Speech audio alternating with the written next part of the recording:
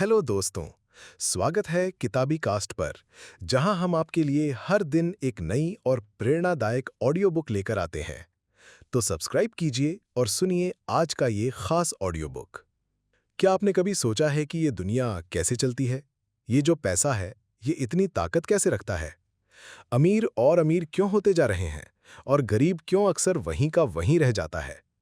क्यों कुछ लोगों के पास बेइंतहा दौलत है और कुछ लोगों को दो वक्त की रोटी के लिए भी संघर्ष करना होता है? ये सवाल सिर्फ आज के नहीं हैं, ये सदियों से इंसानी दिमाग को परेशान करते आए हैं। और इन्हीं सवालों के जवाब ढूंढने की एक बहुत ही गहरी और प्रभावशाली कोशिश की थी एक महान विचारक ने, जिनका नाम है कार्ल मार्क्स। आज हम जिस किताब की ऑडियो बुक यात्रा पर निकलने वाले हैं, वो कोई मामूली किताब नहीं है। ये वो किताब है जिसने दुनिया को देखने का नजरिया बदल दिया, जिसने क्रांतियों को जन्म दिया और जो आज भी अपनी रचना के 150 साल बाद भी उतनी ही प्रासंगिक है, उतनी ही चर्चा में है। जी हाँ, हम बात कर रहे हैं कार्ल मार्क्स की महान कृति दास कैपिटल या पूंजी राजनीतिक अर्थव्यवस्था की एक आलोचना की। ये नाम सुनकर शायद कुछ लोगों को लगे कि ये कोई बहुत भारी भरकम, समझने में मुश्किल किताब होगी, सिर्फ अर्थशास्त्रियों या प्रोफेसरों के लिए। लेकिन यकीन मानिए, किताबी कास्ट पर हम इसे आपके लिए इतना सरल और दिलचस्प बना देंगे कि आपको लगेगा जैसे आप कोई कहानी सुन रहे हैं, अपने किसी दोस्त से बात कर रहे हैं जो आपको जिंदगी के कुछ बहुत ही अहम सबक सिखा रहा है। मार्क्स कोई हवा में बात करने वाले दार्शनिक नहीं थे। उन्होंने अपनी पूरी जिंदगी इस बात को समझने में लगा दी कि ये पूंजीवादी समाज जिसमें हम आज भी जी रहे हैं, आखिर काम कैसे करता है। उन्होंने इसकी नस-नस को टटोला, इसके हर पहलू का गहराई से अध्ययन किया और फिर वो नतीजे सामने रखे जिसने दुनिया भर के विचारकों, नेताओं और आम लोगों को झकझोर कर रख दिया। ये किताब सिर्फ पैसे या अर्थव्यवस्था के बारे में नहीं है, ये इंसान के बारे में है, समाज के बारे में है, हमारे आपके रिश्तों के बारे में है और सबसे बढ़कर ये उस अदृश्य शक्ति के बारे में है जो हमारे फैसलों, हमारी जिंदगियों और हमारे सपनों को कंट्रोल करती है। और वो शक्ति है पूंजी। क्या आप तैयार हैं उस सफर पर चलने के लिए जो आपके दिमाग के कई जाले साफ कर देगा? क्या आप जानना चाहते हैं कि आपकी मेहनत का असली मूल्य क्या है और वो कहाँ चला जाता है? क्या आप उन रहस्यों को समझना चाहते हैं जो हमारे समाज की नींव में छुपे हैं? अगर हाँ, तो बने रहिए हमारे साथ किताबी कास्ट पर, क्योंकि दास कैपिटल की ये ऑडियो बुक सिर्फ एक किताब का सार नहीं होगी, ये होगी एक यात्रा खुद को और इस दुनिया को बेहतर ढंग से समझने की। तो चलिए बिना किसी देरी के शुरू करते हैं कार्ल मार्क्स की पूंजी के साथ ये ज्ञानवर्धक और रोमांचक सफर। मुझे यकीन है इस ऑडियो बुक के आखिर तक आप दुनिया को एक नए नजरिए से देखने लगेंगे। तो अपनी कुर्सी की पेटी बांध लीजिए, क्योंकि ये सफर बहुत ही गहरा और आंखें खोलने वाला होने वाला है। अध्याय नंबर 1, माल, कमोडिटी, हमारी दुनिया की बुनियाद और उसके छुपे राज। तो दोस्तों, चलिए शुरू करते हैं अपनी यात्रा कार्ल मार्क्स की दुनिया में। और इसका पहला पड़ाव है माल, या जिसे अंग्रेजी में कमोडिटी कहते हैं। अब आप सोच रहे होंगे कि माल यानी कि कोई भी चीज जो बाजार में बिकती है, इसमें ऐसा क्या खास है? एक पेन, एक किताब, एक कप चाय या फिर आपका मोबाइल फोन, ये सब माल ही तो है। मार्क्स कहते हैं कि अगर हमें पूंजीवादी समाज को समझना है तो हमें इसकी सबसे छोटी इकाई यानी माल से ही शुरुआत करनी होगी। ये माल ही वो कोशिका है जिससे पूंजीवाद का पूरा शरीर बना है। लेकिन ये दिखने में जितना सीधा साधा लगता है उतना है नहीं। इसके अंदर कई राज छुपे हुए हैं, कई परतें हैं जिन्हें हमें एक एक करके खोलना होगा। सबसे पहले मार्क्स बताते हैं कि हर माल की दोहरी प्रकृति होती है, उसके दो चेहरे होते हैं। पहला है उसका उपयोगिता मूल्य यानी यूज वैल्यू। इसका मतलब है कि वो चीज हमारे किस काम आती है, हमारी किस जरूरत को पूरा करती है। जैसे रोटी हमारी भूख मिटाती है तो भूख मिटाना रोटी का उपयोगिता मूल्य है। कपड़े हमारे तन ढकते हैं तो तन ढकना कपड़ों का उपयोगिता मूल्य है। घर हमें रहने की जगह देता है तो रहने की जगह देना घर का उपयोगिता मूल्य है। ये तो बहुत सीधी सी बात है ना? कोई भी चीज हम तभी खरीदते हैं जब वो हमारे किसी काम की हो, जब उसकी कोई उपयोगिता हो। अगर कोई चीज किसी काम की नहीं तो वो माल नहीं बन सकती, बाजार में नहीं बिक सकती। लेकिन कहानी यहीं खत्म नहीं होती।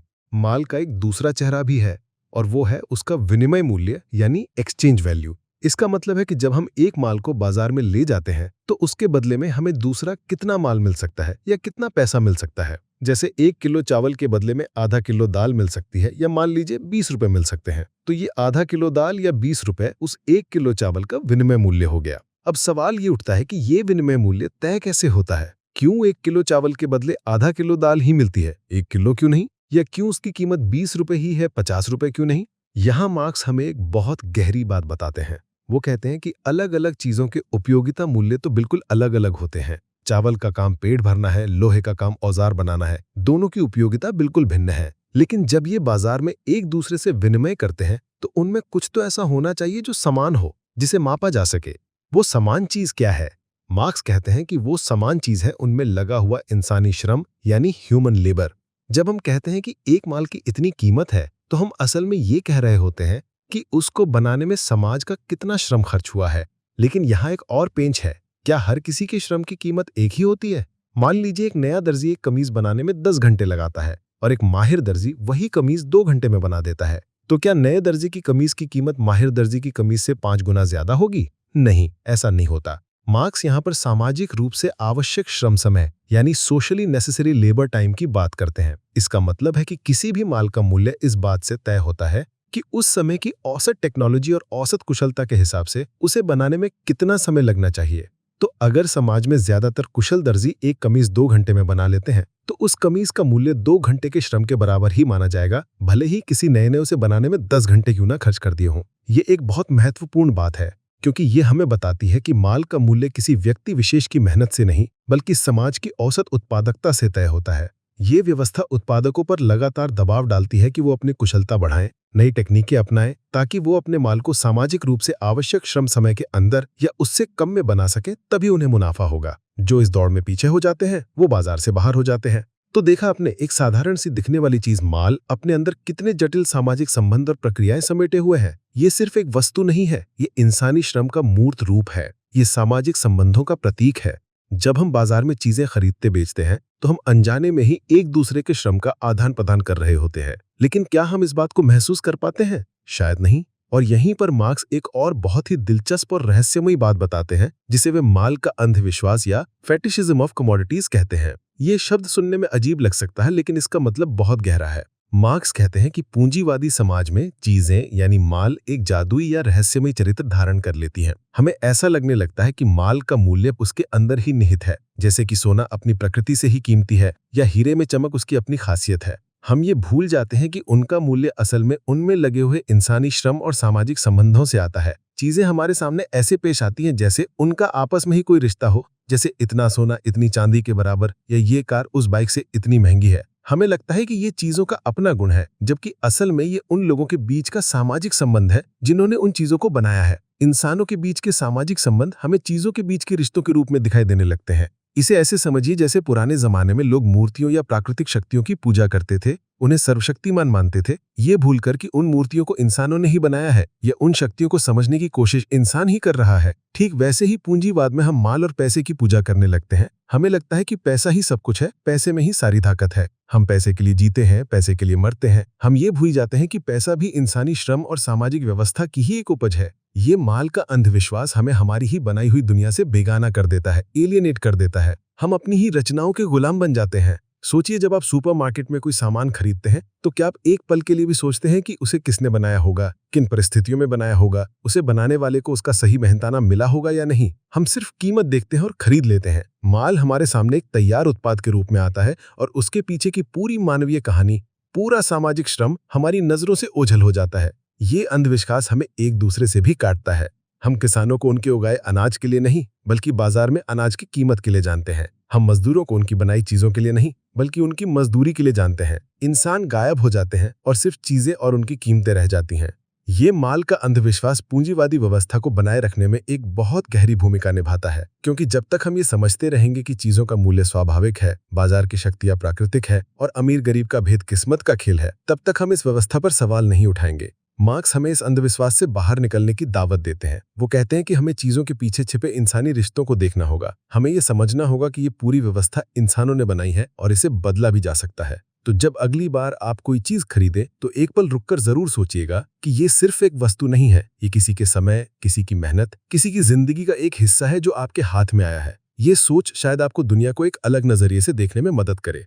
माल की ये दुनिया जो हमें इतनी सामान्य लगती है, असल में बहुत ही अजीब और विरोधाभासों से भरी हुई है। एक तरफ तो ये हमारी जरूरतों को पूरा करने के लिए अनगिनत चीजें पैदा करती है, दूसरी तरफ ये हमें एक दूसरे से और खुद से ही बेगाना कर देती है। एक तरफ ये मानवीय रचनात्मकता का प्रतीक है, दूसरी तरफ ये मानवीय श्रम का शोषण का जरिया भी बन सकती है। ये जो माल की दुनिया है, ये ऊपर से जितनी शान दिखती है, अंदर से उतनी ही उथल-पुथल भरी है। ये एक ऐसा समंदर है जिसकी सतह पर तो लहरें नाचती हैं, लेकिन गहराई में कई तूफान और रहस्य दबे होते हैं। तो हमने अभी सिर्फ सतह को छुआ है, माल के बाहरी रूप को देखा है। लेकिन अगर माल इतना जटिल है, तो सोचिए वो चीज जो इन सभी मालों को खरीदने की ताकत रखती है, यानी पैसा, वो कितना रहस्यमयी और शक्तिशाली होगा। क्या पैसा सिर्फ एक माध्यम है या उसमें कुछ और भी जादू है? कैसे एक कागज का टुकड़ा या धातु का सिक्का इतनी ताकत हासिल कर लेता है कि वो दुनिया की कोई भी चीज खरीद सके? इन सवालों के जवाब हमें अगले अध्याय में मिलेंगे, जब हम पैसे की जादुई दुनिया में गोता लगाएंगे। क्या आप तैयार हैं पैसे के इस रहस्य को भेदने के लिए और ये जानने के लिए कि कैसे ये हमारी जिंदगी का इतना अहम हिस्सा बन गया है? तो बने रहिए हमारे साथ, क्योंकि असली कहानी तो अब शुरू होने वाली है। अध्याय नंबर 2, मुद्रा, मनी, पैसे का सफर और उसका असली जादू। पिछले अध्याय में हमने माल यानी कमोडिटी के रहस्यों को समझने की कोशिश की थी और देखा था कि कैसे एक साधारण सी दिखने वाली चीज अपने अंदर कितने गहरे सामाजिक संबंध और विरोधाभास छिपाए रखती है। हमने ये भी जाना कि माल का मूल्य उसमें लगे सामाजिक रूप से आवश्यक श्रम समय से तय होता है और कैसे माल का अंधविश्वास हमें चीजों के असली स्वरूप को देखने से रोकता है। अब हम उस चीज की तरफ बढ़ते हैं जो इन सभी मालों की दुनिया में राज करती है, जो किसी भी माल को खरीदने की ताकत रखती है और जिसके बिना आज हम अपनी जिंदगी की कल्पना भी नहीं कर सकते। जी हां, हम बात कर रहे हैं पैसे की, यानी मुद्रा की। पैसा, ये शब्द सुनते ही हमारे दिमाग में क्या आता है? शायद सिक्के, नोट, बैंक बैलेंस, अमीरी, गरीबी, जरूरतें, ख्वाहिशें, ताकत, मजबूरी, न जाने कितनी भावनाएं और विचार इस एक शब्द से मिले हैं। लेकिन क्या हमने कभी सोचा है कि ये पैसा आखिर है क्या? ये कहां से आया और कैसे इसने इतनी ज्यादा ताकत हासिल कर ली कि आज ये हमारी पूरी दुनिया को चला रहा है? मार्क्स हमें पैसे की इस कहानी की रूट्स तक ले जाते हैं और यकीन मानिए, ये कहानी किसी जादुई कथा से कम नहीं है। पैसा हमेशा से नहीं था। एक समय था जब इंसान अपनी जरूरतें सीधे सीधे चीजों के आदान प्रदान से पूरी करता था, जिसे हम वस्तु विनिमय या बार्टर सिस्टम कहते हैं। मान लीजिए आपके पास गेहूं ज्यादा है और आपको आलू की जरूरत है, और किसी दूसरे के पास आलू ज्यादा है और उसे गेहूं की जरूरत है, तो आप दोनों आपस में गेहूं और आलू का लेन देन कर लेंगे। सुनने में ये बहुत आसान लगता है, लेकिन इसमें कई दिक्कतें थीं। सबसे अहम दिक्कत थी जरूरतों का दोहरा संयोग, यानी डबल कोइंसिडेंस ऑफ वांट्स। इसका मतलब है कि आपको न सिर्फ ऐसा इंसान ढूंढना होगा जिसे आपके पास मौजूद चीज की जरूरत हो, बल्कि उसके पास वो चीज भी होनी चाहिए जिसकी जरूरत आपको हो। अगर मुझे जूते चाहिए और मेरे पास चावल हैं, तो मुझे ऐसा मोची ढूंढना होगा जिसे चावल की जरूरत हो। अगर मोची को चावल नहीं बल्कि सब्जी चाहिए, तो हमारा सौदा नहीं हो पाएगा। ये बहुत मुश्किल और समय लेने वाला काम था। व्यापार का दायरा भी बहुत सीमित था। जैसे जैसे समाज विकसित हुआ, उत्पादन बढ़ा और लोगों की जरूरतें भी बढ़ीं। वस्तु विनिमय की ये प्रणाली नाकाफी साबित होने लगी। लोगों को एक ऐसी चीज की जरूरत महसूस हुई जो हर कोई स्वीकार कर ले, जिसके बदले में कोई भी दूसरी चीज खरीदी जा सके। यहीं से मुद्रा या पैसे के विचार का जन्म हुआ। शुरुआत में अलग-अलग समाजों में अलग-अलग चीजें मुद्रा के रूप में इस्तेमाल हुईं। कहीं पर कौड़ियां, कहीं पर अनाज, कहीं पर पशु, तो कहीं पर नमक। ये वो चीजें थीं जो आमतौर पर लोगों के लिए उपयोगी होती थीं और जिन्हें आसानी से विभाजित और संग्रहित किया जा सकता था। लेकिन इन चीजों में भी कुछ कमियां थीं। उनकी गुणवत्ता एक जैसी नहीं होती थी, उन्हें एक जगह से दूसरी जगह ले जाना मुश्किल होता था और वे जल्दी खराब भी हो सकती थीं। इसलिए धीरे धीरे इंसानों ने धातुओं का, खासकर सोना और चांदी जैसी कीमती धातुओं का मुद्रा के रूप में इस्तेमाल करना शुरू किया। सोना और चांदी क्यों? क्योंकि ये धातुएं टिकाऊ होती हैं, इनकी गुणवत्ता लगभग एक जैसी रहती है, इन्हें आसानी से छोटे छोटे हिस्सों में बांटा जा सकता है और इनकी छोटी सी मात्रा में भी काफी मूल्य समाहित होता है, जिससे इन्हें लाना ले जाना आसान होता है। तो सोना और चांदी एक तरह से सार्वभौमिक समतुल्य यानी यूनिवर्सल इक्विवेलेंट बन गए। एक ऐसी चीज जिसके बदले में कोई भी दूसरी चीज खरीदी या बेची जा सकती थी। अब अगर मेरे पास चावल है और मुझे जूते खरीदने हैं, तो मुझे ऐसे मोची को नहीं ढूंढना होगा जिसे चावल की जरूरत हो। मैं अपने चावल बाजार में बेचकर पैसे यानी सोना या चांदी ले सकता हूं और फिर उन पैसों से किसी भी मोची से जूते खरीद सकता हूं, चाहे उस मोची को चावल की जरूरत हो या न हो। पैसे ने व्यापार को बहुत आसान और व्यापक बना दिया। ये सिर्फ एक मध्यस्थ नहीं था, बल्कि इसने मालों की दुनिया में एक क्रांति ला दी थी। अब हर माल की कीमत पैसे के रूप में व्यक्त की जाने लगी। पैसा मूल्य का मापक यानी मेजर ऑफ वैल्यू बन गया। हम कहने लगे कि ये शर्ट 100 रुपए की है, ये किताब 200 रुपए की है। पैसा ही वो पैमाना बन गया जिससे सभी मालों की तुलना की जा सकती थी। इसके अलावा पैसा संचालन का माध्यम यानी मीडियम ऑफ सर्कुलेशन भी बना। चीजें पैसे के बदले खरीदी बेची जाने लगे। माल पैसे में बदलता और पैसा फिर माल में। ये एक निरंतर चलने वाली प्रक्रिया बन गई। लेकिन पैसे का जादू यहीं तक सीमित नहीं है। मार्क्स हमें बताते हैं कि पैसा सिर्फ मूल्य का मापक या संचालन का माध्यम ही नहीं है, बल्कि इसके और भी कई महत्वपूर्ण कार्य हैं। पैसा भुगतान का साधन यानी मीन्स ऑफ पेमेंट भी है।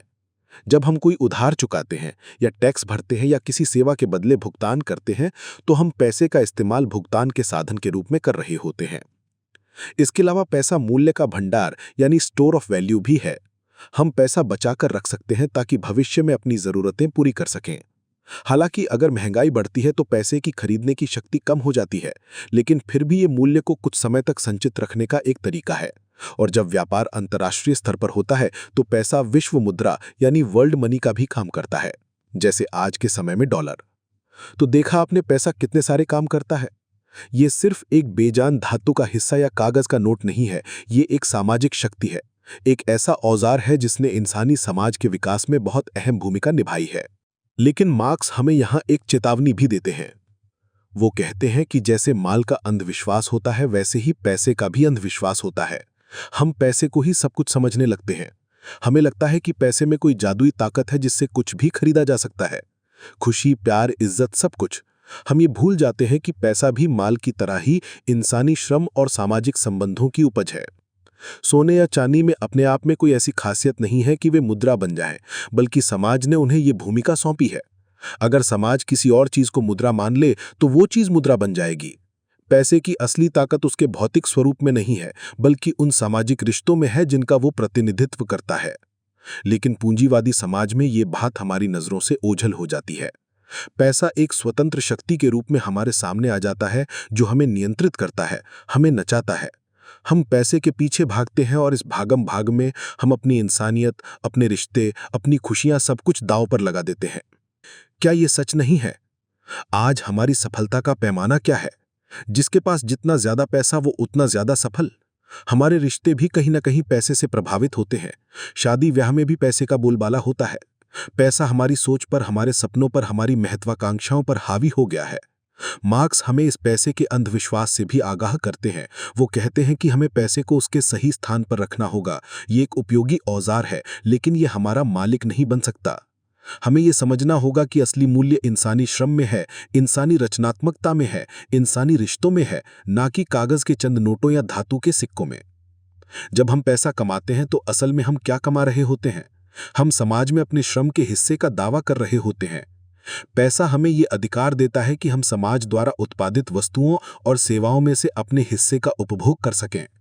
लेकिन पूंजीवादी व्यवस्था में ये प्रक्रिया इतनी सीधी साधी नहीं रहती।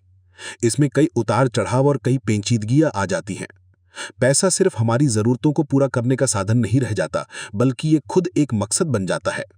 और जब पैसा खुद मकसद बन जाता है तो शुरू होता है एक नया खेल, एक ऐसी दौड़ जिसका कोई अंत नहीं। ये दौड़ है पैसे से और पैसा कमाने की। ये वो बिंदु है जहां पैसा एक नए और भी ज्यादा शक्तिशाली रूप में बदल जाता है, और वो रूप है पूंजी का। अब तक हमने देखा कि पैसा कैसे माल के लेन देन को आसान बनाता है। एक उत्पादक अपना माल सी बेचकर पैसा एम हासिल करता है और फिर उस पैसे से अपनी जरूरत का दूसरा माल सी खरीद लेता है। ये प्रक्रिया है CMC यानी कमोडिटी मनी कमोडिटी। यहां मकसद है उपयोगिता मूल्य हासिल करना, अपनी जरूरतें पूरी करना।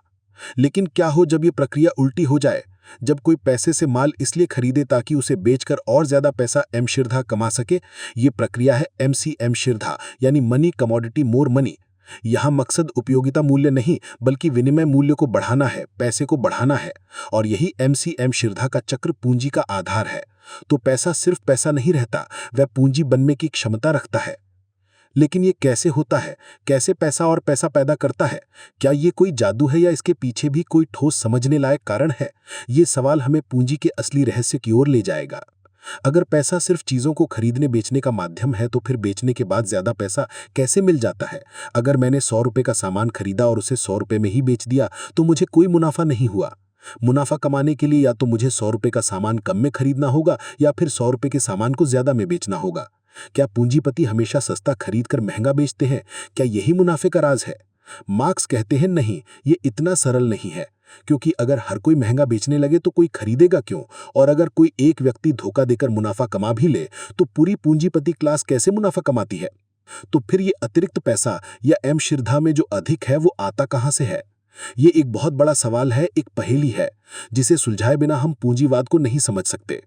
और इसी पहेली को सुलझाने के लिए मार्क्स हमें अगले अध्याय की ओर ले जाते हैं। क्या आप तैयार हैं इस रहस्य से पर्दा उठाने के लिए? क्या आप जानना चाहते हैं कि पैसे में वो कौन सी खूबी आ जाती है जिससे वो पूंजी बन जाता है और खुद ब खुद बढ़ने लगता है? ये यात्रा और भी रोमांचक होने वाली है, क्योंकि अब हम पूंजी के जन्म की कहानी में प्रवेश करने वाले हैं। तो जुड़े रहिए किताबी कास्ट के साथ। अध्याय नंबर 3, पैसे का पूंजी में रूपांतरण, the transformation of money into capital, जब पैसा बच्चा जनने लगता है। पिछले अध्याय में हमने पैसे के सफर को देखा, कैसे वो वस्तु विनिमय की मुश्किलों से निकलकर एक सार्वभौमिक समतुल्य बना और फिर धीरे धीरे हमारी जिंदगी का अहम हिस्सा बन गया। हमने ये भी जाना कि पैसा सिर्फ लेन देन का माध्यम नहीं, बल्कि मूल्य का मापक, भुगतान का साधन और मूल्य का भंडार भी है। लेकिन हमने बात एक बहुत ही दिलचस्प मुद्दे पर छोड़ दी थी, जब पैसा सिर्फ पैसा न रहकर पूंजी बनने की राह पर निकल पड़ता है, जब उसका मकसद सिर्फ चीजों को खरीदना नहीं बल्कि खुद को बढ़ाना हो जाता है। ये कैसे होता है? कैसे पैसा और पैसा कमाने लगता है जैसे वो खुद ही बच्चे जन रहा हो? यही है आज के हमारे अध्याय का केंद्रीय प्रश्न। मार्क्स इस प्रक्रिया को पैसे का पूंजी में रूपांतरण कहते हैं। इसे समझने के लिए हमें 2 तरह के चक्रों को समझना होगा। पहला चक्र है CMC, यानी कमोडिटी मनी कमोडिटी। एक किसान गेहूं उगाता है, उसे बाजार में बेचकर पैसा हासिल करता है और फिर उस पैसे से अपने लिए कपड़े खरीद लेता है। इस चक्र का शुरुआती और अंतिम बिंदु माल है। यहां पैसे का काम सिर्फ एक मध्यस्थ का है, जो एक माल को दूसरे माल में बदलने में मदद करता है। इस चक्र का मकसद है उपयोगिता मूल्य हासिल करना, जरूरतें पूरी करना। किसान को गेहूं की उपयोगिता नहीं थी क्योंकि उसके पास जरूरत से ज्यादा था, उसे कपड़ों की उपयोगिता चाहिए थी। पैसा यहां खर्च हो जाता है और प्रक्रिया समाप्त हो जाती है। लेकिन पूंजी का चक्र इससे बिल्कुल अलग है। पूंजी का चक्र है MCM प्राइम, यानी मनी कमोडिटी मोर मनी। एक पूंजीपति पैसा लेकर बाजार में जाता है, उससे कोई माल खरीदता है और फिर उस माल को बेचकर और ज्यादा पैसा M प्राइम हासिल करता है। यहां शुरुआती बिंदु भी पैसा है और अंतिम बिंदु भी पैसा है, लेकिन अंतिम बिंदु पर पैसा शुरुआती बिंदु से ज्यादा होता है, यानी M prime is greater than M। ये जो अतिरिक्त पैसा है M प्राइम माइनस M, इसी को मार्क्स अतिरिक्त मूल्य या सरप्लस वैल्यू कहते हैं। और यही अतिरिक्त मूल्य पूंजी का दिल है, उसकी जान है। अगर अतिरिक्त मूल्य ना हो तो पूंजीपति को यह सब करने का कोई मतलब ही नहीं है। वो क्यों अपना पैसा जोखिम में डालेगा? क्यों माल खरीदने बेचने की जहमत उठाएगा अगर उसे आखिर में उतना ही पैसा वापस मिलना है जितना उसने लगाया था? उसका मकसद तो अपने पैसे को बढ़ाना है। तो ये MCM प्राइम का चक्र एक निरंतर चलने वाला चक्र है, क्योंकि जो M प्राइम मिला वो फिर से M बन जाता है और नए सिरे से C खरीदकर और ज्यादा M प्राइम कमाने की प्रक्रिया शुरू हो जाती है। ये एक अंतहीन दौड़ है, पैसे को लगातार बढ़ाते रहने की। अब सबसे बड़ा सवाल ये है कि ये अतिरिक्त मूल्य या सरप्लस वैल्यू आखिर आता कहां से है? क्या ये सिर्फ चालाकी से खरीदने बेचने से आता है? मान लीजिए एक व्यापारी ने कोई चीज सस्ती खरीदी और महंगी बेच दी। हाँ, उसे मुनाफा हुआ, लेकिन क्या ये समाज के कुल मूल्य में कोई बढ़ोतरी करता है? मार्क्स कहते हैं नहीं। अगर एक व्यक्ति ने दूसरे को ठग कर 100 रुपए की चीज 110 में बेच दी, तो बेचने वाले को 10 रुपए का फायदा हुआ, लेकिन खरीदने वाले को 10 रुपए का नुकसान हुआ। समाज में कुल मूल्य तो उतना ही रहा। ये तो बस मूल्य का एक हाथ से दूसरे हाथ में जाना हुआ, नया मूल्य पैदा नहीं हुआ। अगर सरप्लस वैल्यू सिर्फ इसी तरह ठगी या चालाकी से आती तो कुछ लोग अमीर होते और कुछ लोग गरीब, लेकिन पूरी पूंजीपति क्लास सामूहिक रूप से कैसे अमीर होती जाती? और अगर सभी व्यापारी सिर्फ एक दूसरे को ही महंगा बेचते रहते तो ये एक शून्य राशि का खेल होता जिसमें कोई वास्तविक वृद्धि नहीं होती। तो फिर ये अतिरिक्त मूल्य कहां से पैदा होता है? मार्क्स कहते हैं कि यह अतिरिक्त मूल्य ना तो पैसे में अपने आप पैदा होता है, पैसा अपने आप बच्चे नहीं जन सकता, और ना ही ये सिर्फ माल के खरीदने बेचने की प्रक्रिया सर्कुलेशन में पैदा होता है। ये पैदा होता है उत्पादन की प्रक्रिया में। लेकिन कैसे? इसके लिए पूंजीपति को बाजार में एक ऐसा खास माल ढूंढना पड़ता है, एक ऐसी जादुई चीज खरीदनी पड़ती है जिसके इस्तेमाल से, जिसकी खपत से उसके खुद के मूल्य से ज्यादा मूल्य पैदा हो सके। क्या बाजार में ऐसे कुछ चीज मिलती है? जी हाँ, मिलती है। और वो खास, वो जादुई चीज है श्रम शक्ति या लेबर पावर। श्रम शक्ति यानी काम करने की हमारी क्षमता, हमारी शारीरिक और मानसिक काबिलियत, जिसका इस्तेमाल हम उत्पादन में करते हैं। पूंजीपति बाजार में जाता है और मजदूर से उसकी श्रम शक्ति खरीदता है, जिसके बदले में वो उस मजदूर को मजदूरी या तनख्वाह देता है। अब ये श्रम शक्ति एक माल क्यों है? क्योंकि ये बाजार में खरीदी और बेची जाती है, और इसका भी एक उपयोगिता मूल्य है, यानी उत्पादन कर सकती है, और विनिमय मूल्य है, यानी इसकी एक कीमत है जो मजदूरी है। लेकिन श्रम शक्ति कोई आम माल नहीं है, ये एक बहुत ही अनोखा माल है। इसकी खासियत यह है कि जब पूंजीपति इसका इस्तेमाल करता है, यानी जब मजदूर काम करता है, तो वो ना सिर्फ अपनी श्रम शक्ति के मूल्य यानी अपनी मजदूरी के बराबर मूल्य पैदा करता है, बल्कि उससे कहीं ज्यादा मूल्य पैदा करता है। यही वो अतिरिक्त मूल्य है जिसकी तलाश पूंजीपति को होती है। इसे एक उदाहरण से समझते हैं। मान लीजिए एक मजदूर की एक दिन की श्रम शक्ति का मूल्य, यानी उसकी मजदूरी जो उसके खाने पीने, रहने और खुद को काम करने लायक बनाए रखने के लिए जरूरी है, 100 रुपए है। पूंजीपति मजदूर को 100 रुपए देता है और उसे अपने कारखाने में काम पर लगा देता है। अब मजदूर काम करना शुरू करता है। मान लीजिए वो सिर्फ 4 घंटे काम करके ही 100 रुपए के बराबर का मूल्य पैदा कर देता है, यानी उसने अपनी मजदूरी के बराबर मूल्य बना लिया। लेकिन क्या पूंजीपति उसे सिर्फ 4 घंटे काम कराएगा? नहीं, उसने तो मजदूर की पूरे दिन की श्रम शक्ति खरीदी है। मान लीजिए 8 घंटे की, तो मजदूर बाकी के 4 घंटे भी काम करता है। इन अतिरिक्त 4 घंटों में वो जो मूल्य पैदा करता है वो भी 100 रुपए के बराबर है। ये जो अतिरिक्त 100 रुपए का मूल्य पैदा हुआ, इसके लिए पूंजीपति ने मजदूर को कोई अतिरिक्त मजदूरी नहीं दी। यही वो अतिरिक्त मूल्य है या सरप्लस वैल्यू जिसे पूंजीपति हड़प लेता है। मजदूर ने कुल मिलाकर 200 रुपए का मूल्य पैदा किया, लेकिन उसे मिले सिर्फ 100 रुपए। बाकी के 100 रुपए पूंजीपति का मुनाफा बन गए। यही है पूंजी के विस्तार का राज, पैसे से और पैसा बनने का नुस्खा। ये कोई जादू नहीं है, बल्कि ये श्रम शक्ति के शोषण पर आधारित एक बहुत ही वास्तविक प्रक्रिया है। मजदूर अपनी श्रम शक्ति बेचता है क्योंकि उसके पास उत्पादन के साधन नहीं है, मशीनें, कच्चा माल, जमीन आदि। उसके पास अपनी श्रम शक्ति के अलावा बेचने के लिए और कुछ नहीं है। वो स्वतंत्र है, यानी वो किसी का गुलाम नहीं है। वो अपनी श्रम शक्ति जिसे चाहे बेच सकता है, लेकिन वो उत्पादन के साधनों से भी स्वतंत्र है, यानी महरूम है। इसीलिए उसे अपनी श्रम शक्ति बेचनी ही पड़ती है ताकि वो जिंदा रह सके। दूसरी तरफ पूंजीपति के पास उत्पादन के साधन हैं, पैसा है, लेकिन उसे इन साधनों को काम में लाने के लिए श्रम शक्ति की जरूरत है। इस तरह पूंजीपति और मजदूर बाजार में मिलते हैं, एक खरीदार के रूप में और दूसरा विक्रेता के रूप में। तो पूंजी का जन्म भी पैसे की श्रम शक्ति में बदलने और फिर श्रम शक्ति के इस्तेमाल से अतिरिक्त मूल्य पैदा करने से होता है। ये MCM प्राइम का चक्र तभी पूरा होता है जब C यानी कमोडिटी के अंदर श्रम शक्ति भी शामिल हो। पूंजीपति पैसा M लगाता है, उससे कच्चा माल, मशीनें, जिन्हें मार्क्स स्थिर पूंजी या कांस्टेंट कैपिटल कहते हैं, और श्रम शक्ति जिसे वेरिएबल कैपिटल कहते हैं, खरीदता है। उत्पादन प्रक्रिया में श्रम शक्ति न सिर्फ अपने मूल्य को पुनरुत्पादित करती है, बल्कि अतिरिक्त मूल्य भी पैदा करती है। जब तैयार माल बाजार में बिकता है तो पूंजीपति को अपना लगाया हुआ पैसा तो वापस मिलता ही है, साथ में वो अतिरिक्त मूल्य भी मिलता है जो उसका मुनाफा बनता है। यही अतिरिक्त मूल्य फिर से पूंजी में निवेश किया जाता है और ये चक्र बड़े पैमाने पर दोहराया जाता है। इस तरह पूंजी लगातार बढ़ती रहती है, जमा होती रहती है। ये समझना बहुत जरूरी है कि अतिरिक्त मूल्य हवा में से नहीं आता। ये उस मजदूरों के उस श्रम से आता है जिसके लिए उन्हें कोई भुगतान नहीं किया जाता। मजदूर अपने काम के एक हिस्से के लिए तो मजदूरी पाता है, जिसे आवश्यक श्रम कहते हैं, लेकिन बाकी हिस्से के लिए वो मुफ्त में काम करता है, जिसे अतिरिक्त श्रम कहते हैं। यही अतिरिक्त श्रम अतिरिक्त मूल्य का स्रोत है। पूंजीवाद की पूरी इमारत इसी नींव पर टिकी है। ये सुनने में शायद थोड़ा कठोर लगे, लेकिन मार्क्स के अनुसार ये पूंजीवादी उत्पादन प्रणाली की एक बुनियादी सच्चाई है।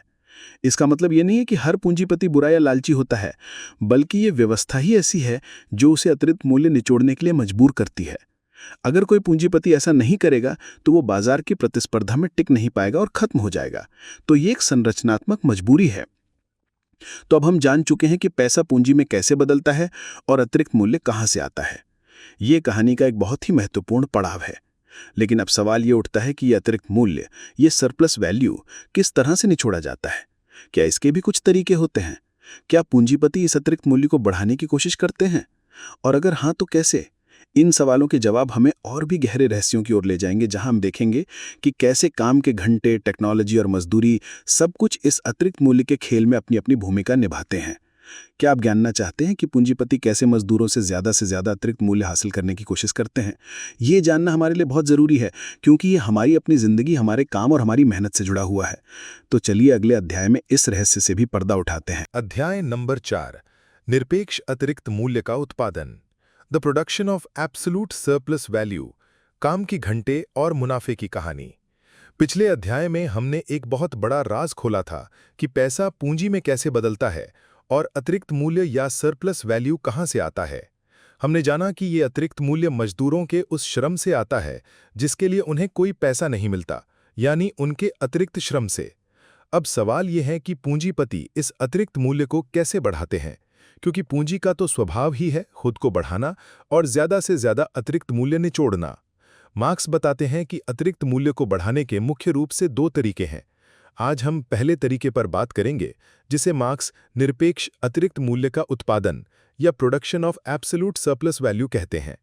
ये नाम सुनने में थोड़ा तकनीकी लग सकता है, लेकिन इसका मतलब बहुत सीधा और सरल है। निरपेक्ष अतिरिक्त मूल्य बढ़ाने का सबसे सीधा तरीका है काम के घंटों को बढ़ा देना, यानी कार्य दिवस, वर्किंग डे की लंबाई को खींच देना।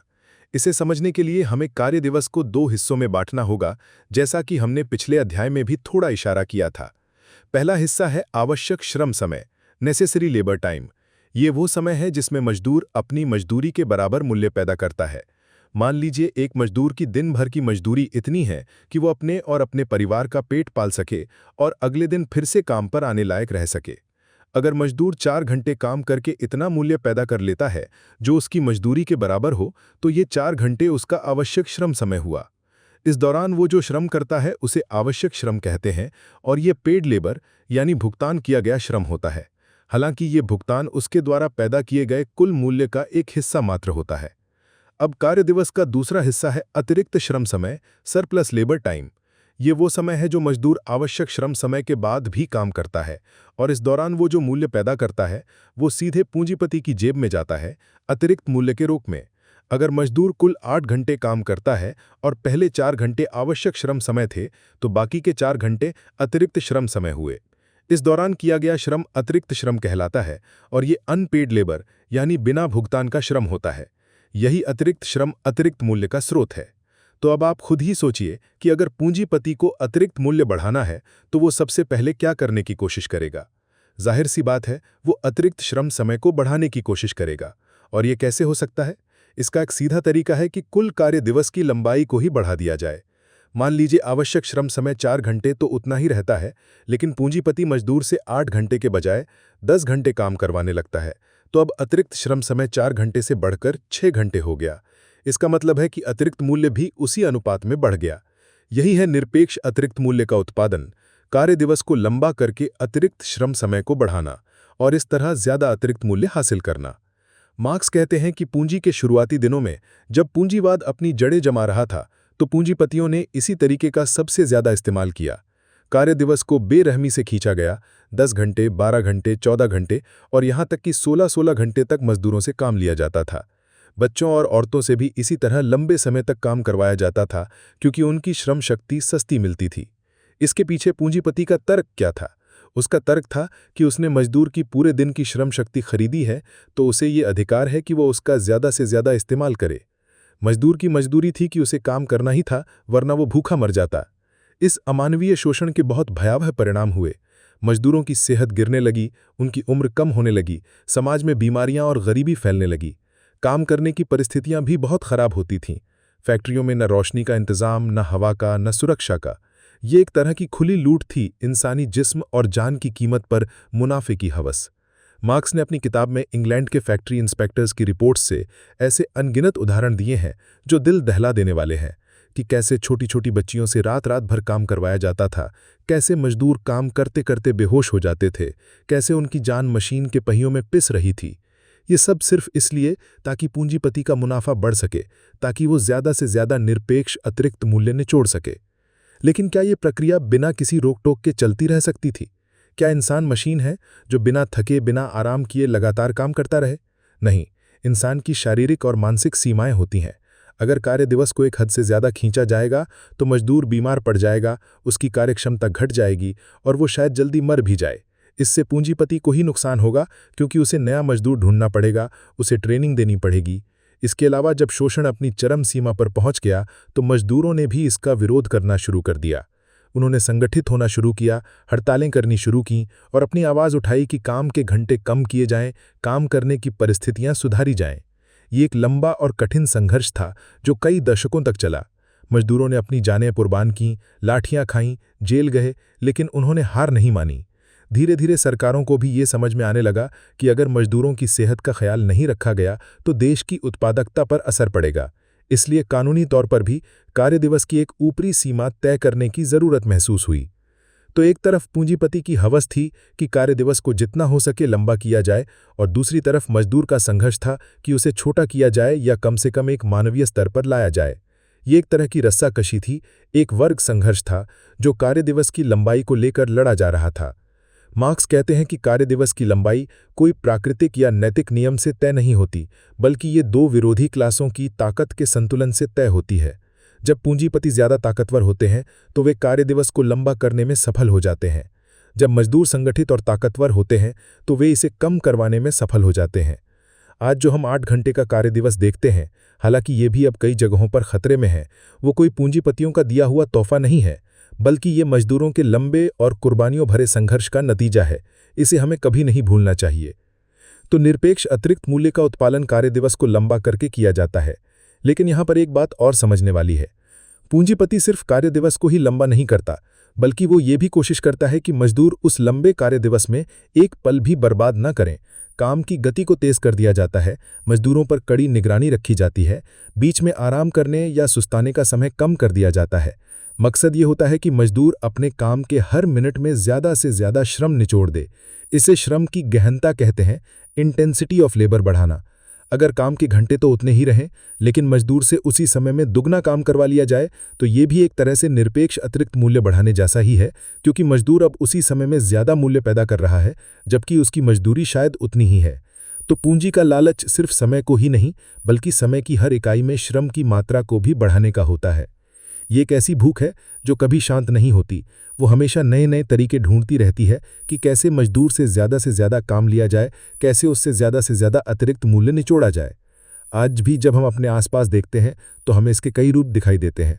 टारगेट पूरे करने का दबाव, ओवरटाइम करने की मजबूरी, काम के घंटों के बाद भी ऑफिस का काम घर पर ले आना, छुट्टियों में भी काम करना, ये सब कहीं ना कहीं उसी निरपेक्ष अतिरिक्त मूल्य को बढ़ाने की कोशिशों का ही हिस्सा है। टेक्नोलॉजी ने शायद काम को आसान बनाया हो, लेकिन उसने काम के बोझ को कम किया है या नहीं, ये एक बड़ा सवाल है। बल्कि कई बार तो टेक्नोलॉजी का इस्तेमाल मजदूरों पर और ज्यादा निगरानी रखने और उनसे ज्यादा काम लेने के लिए किया जाता है।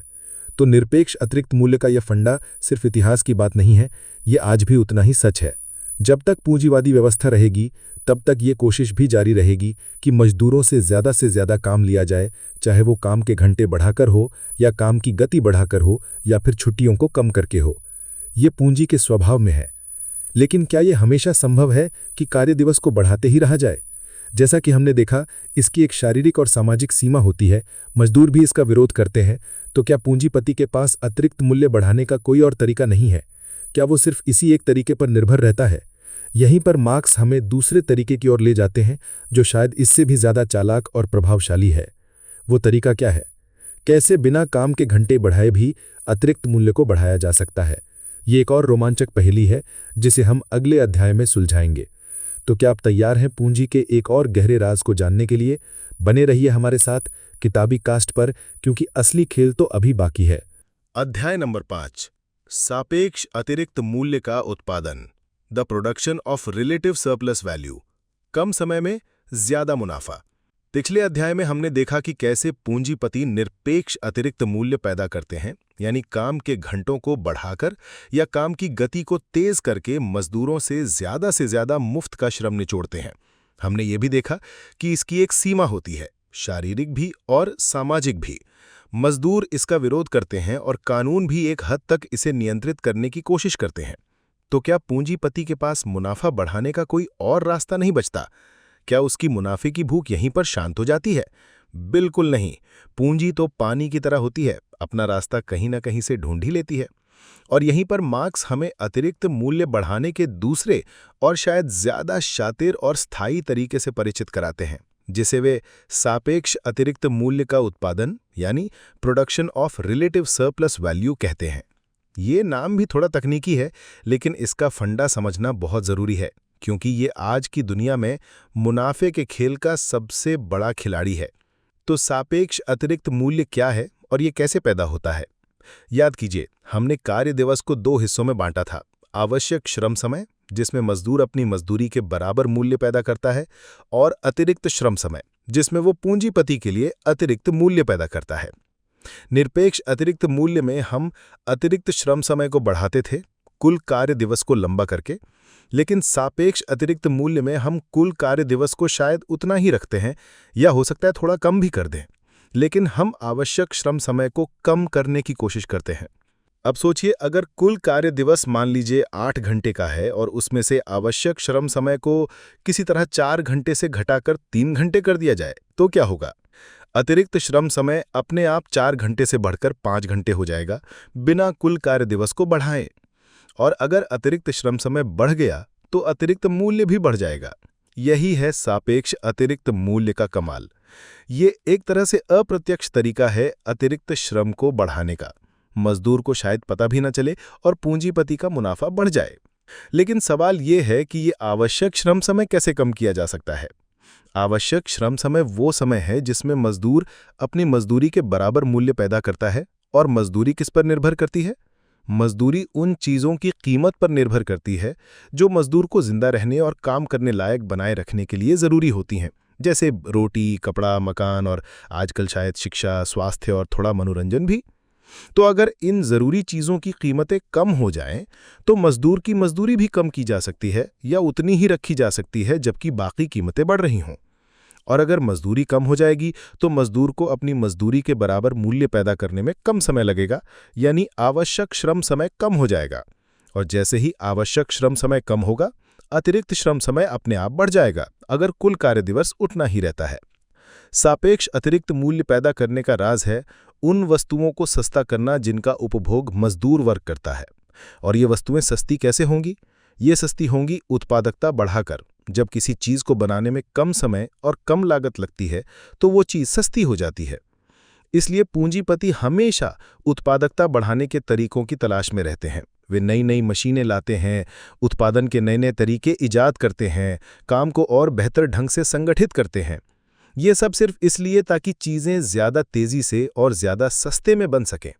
जब चीजें सस्ती होती हैं तो मजदूरों की जीवन निर्वाह लागत कम हो जाती है, जिससे उनकी मजदूरी को कम रखा जा सकता है या बढ़ने से रोका जा सकता है। और इस तरह आवश्यक श्रम समय को घटाकर सापेक्ष अतिरिक्त मूल्य को बढ़ाया जा सकता है। ये एक बहुत ही चालाक चाल है ना। पूंजीपति यहाँ सीधे सीधे मजदूर के काम के घंटे नहीं बढ़ा रहा, बल्कि वो पर्दे के पीछे से टेक्नोलॉजी और संगठन के सहारे अपना मुनाफा बढ़ा रहा है। और इसमें समाज को भी लगता है कि तरक्की हो रही है, नई नई चीज़ें आ रही हैं, सब कुछ सस्ता हो रहा है। लेकिन इस तरक्की की कीमत कौन चुका रहा है, ये सवाल अक्सर अनसुना रह जाता है। मार्क्स बताते हैं कि उत्पादकता बढ़ाने के कई तरीके हैं जिनका इस्तेमाल पूंजीपति सापेक्ष अतिरिक्त मूल्य पैदा करने के लिए करते हैं। इनमें से कुछ प्रमुख हैं सहयोग यानी कोऑपरेशन, श्रम विभाजन यानी डिवीजन ऑफ लेबर, और मशीनरी का इस्तेमाल। सहयोग का मतलब है जब बहुत सारे मजदूर एक साथ मिलकर एक ही जगह पर एक ही योजना के तहत काम करते हैं। इससे काम ज्यादा संगठित तरीके से होता है, समय बचता है और औजारों और कच्चे माल का बेहतर इस्तेमाल होता है। एक अकेला मजदूर जो काम नहीं कर सकता, वो कई मजदूर मिलकर आसानी से कर लेते हैं। इससे उत्पादकता बढ़ती है। फिर आता है श्रम विभाजन। इसमें एक बड़े काम को छोटे छोटे हिस्सों में बांट दिया जाता है और हर मजदूर सिर्फ एक ही छोटा सा काम बार बार करता है। जैसे एक जूता बनाने की फैक्ट्री में कोई सिर्फ चमड़ा काटता है, कोई सिलाई करता है, कोई पॉलिश करता है। जब एक ही मजदूर एक ही काम को बार बार करता है तो वो उसमें माहिर हो जाता है, उसकी गति बढ़ जाती है और समय भी कम लगता है। इससे भी उत्पादकता में भारी बढ़ोतरी होती है। एडम स्मिथ ने अपनी किताब वेल्थ ऑफ नेशंस में पिन बनाने के कारखाने का मशहूर उदाहरण दिया था कि कैसे श्रम विभाजन से पिनों का उत्पादन कई गुना बढ़ जाता है। लेकिन श्रम विभाजन का एक नकारात्मक पहलू भी है। ये मजदूर को एक ही तरह का काम बार बार करके मशीन जैसा बना देता है। उसकी रचनात्मकता खत्म हो जाती है और वो अपने काम से बेगाना हो जाता है। लेकिन पूंजीपति को इससे क्या, उसे तो अपनी उत्पादकता और मुनाफे से मतलब है। और फिर आता है मशीनरी का इस्तेमाल।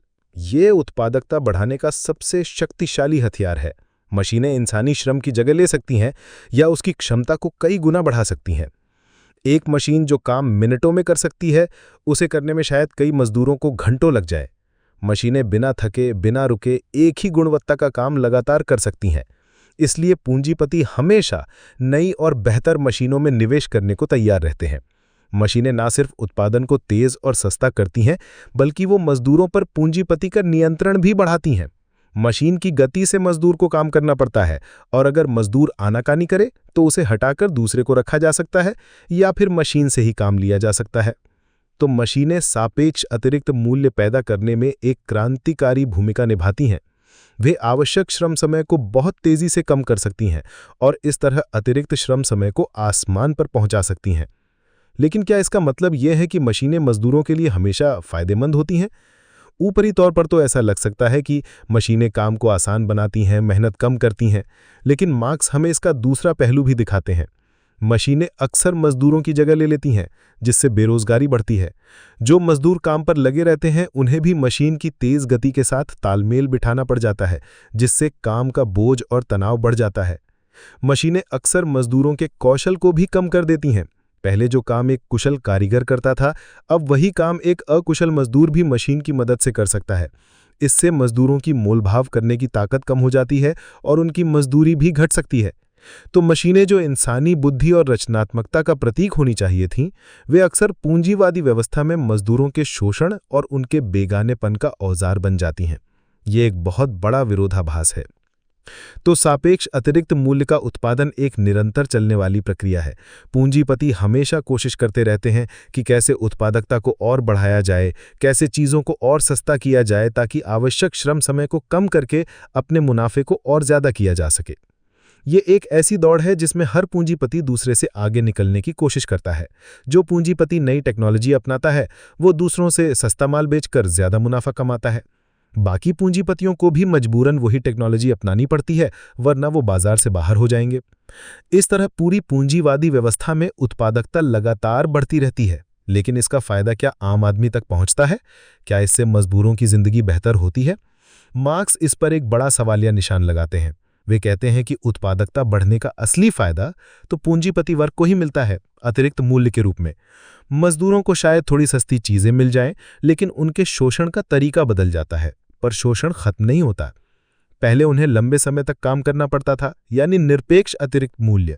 अब उन्हें कम समय में ज्यादा गहनता से काम करना पड़ता है और टेक्नोलॉजी के दबाव में रहना पड़ जाता है, यानी सापेक्ष अतिरिक्त मूल्य। तो अब हम जान चुके हैं कि अतिरिक्त मूल्य कैसे पैदा होता है और कैसे उसे बढ़ाया जाता है, निरपेक्ष तरीके से भी और सापेक्ष तरीके से भी। ये पूंजी के मुनाफे का खेल है। लेकिन इस खेल में एक बहुत ही महत्वपूर्ण खिलाड़ी है जिसके बारे में हमने अभी तक विस्तार से बात नहीं की है, और वो है मजदूरी या तनख्वाह। आखिर ये मजदूरी क्या है? ये कैसे तय होती है?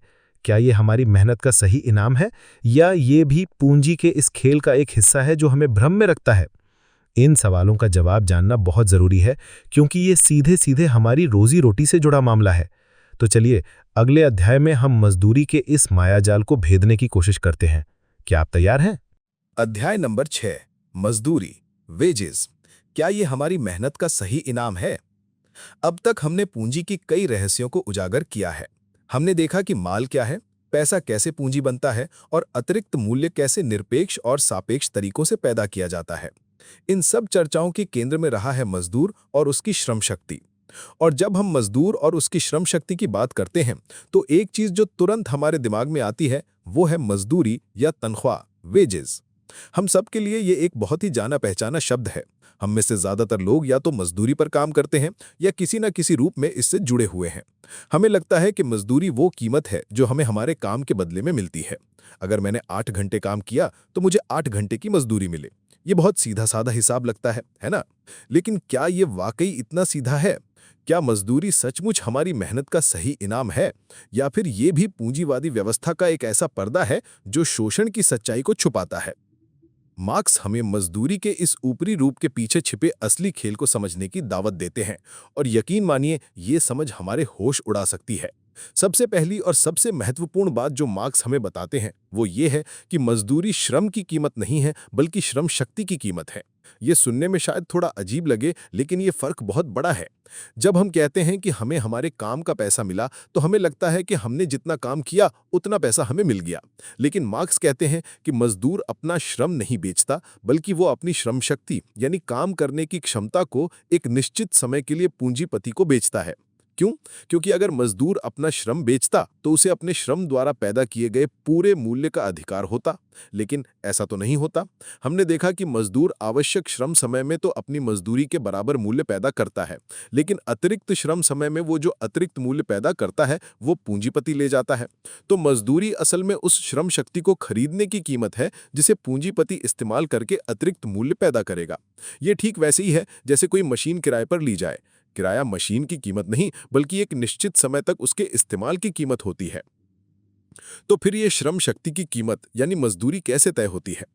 किसी भी दूसरे माल की तरह श्रम शक्ति का मूल्य भी उन वस्तुओं और सेवाओं की कुल कीमत से तय होता है जो एक मजदूर को जिंदा रहने, काम करने लायक बने रहने और अपने परिवार का भरण पोषण करने के लिए जरूरी होती है, ताकि वो कल फिर से अपनी श्रम शक्ति बेच सके और मजदूर वर्ग की अगली पीढ़ी भी तैयार हो सके। इसमें खाना, कपड़ा, मकान और कुछ हद तक शिक्षा, स्वास्थ्य और मनोरंजन भी शामिल हो सकता है, जो समाज के विकास के स्तर और मजदूरों के संघर्ष पर निर्भर करता है। इसे जीवन निर्वाह लागत या सब्सिस्टेंस वेज भी कहा जाता है। तो मजदूरी का स्तर आमतौर पर इसी जीवन निर्वाह लागत के आसपास घूमता रहता है। अगर मजदूरी इससे बहुत कम हो जाएगी तो मजदूर जिंदा नहीं रह पाएगा या काम नहीं कर पाएगा, जिससे पूंजीपति को ही श्रम शक्ति नहीं मिलेगी। और अगर मजदूरी इससे बहुत ज्यादा हो जाएगी तो पूंजीपति का मुनाफा कम हो जाएगा, जो वो कभी नहीं चाहेगा। तो मजदूरी का ये स्तर एक तरह से पूंजी और श्रम के बीच शक्ति संतुलन को भी दिखाता है। जब मजदूर संगठित होते हैं और उनकी मांग ज्यादा होती है तो मजदूरी थोड़ी बढ़ सकती है। जब बेरोजगारी ज्यादा होती है और मजदूरों की मोल भाव करने की ताकत कम होती है तो मजदूरी घट भी सकती है या स्थिर रह सकती है। लेकिन सबसे बड़ा धोखा जो मजदूरी हमारे साथ करती है वो ये है कि ये इस सच्चाई को छुपा लेती है कि मजदूर का एक हिस्सा अनपेड लेबर यानी बिना भुगतान का श्रम होता है। जब हमें महीने के आखिर में तनख्वाह मिलती है तो हमें लगता है कि हमें हमारे पूरे महीने के काम का पैसा मिल गया। हमें ये कभी महसूस नहीं होता कि हमने जो कुल मूल्य पैदा किया था उसमें से एक बड़ा हिस्सा तो पूंजीपति ने अतिरिक्त मूल्य के रूप में रख लिया और हमें सिर्फ उतना ही मिला जितना हमारी श्रम शक्ति को बनाए रखने के लिए जरूरी था।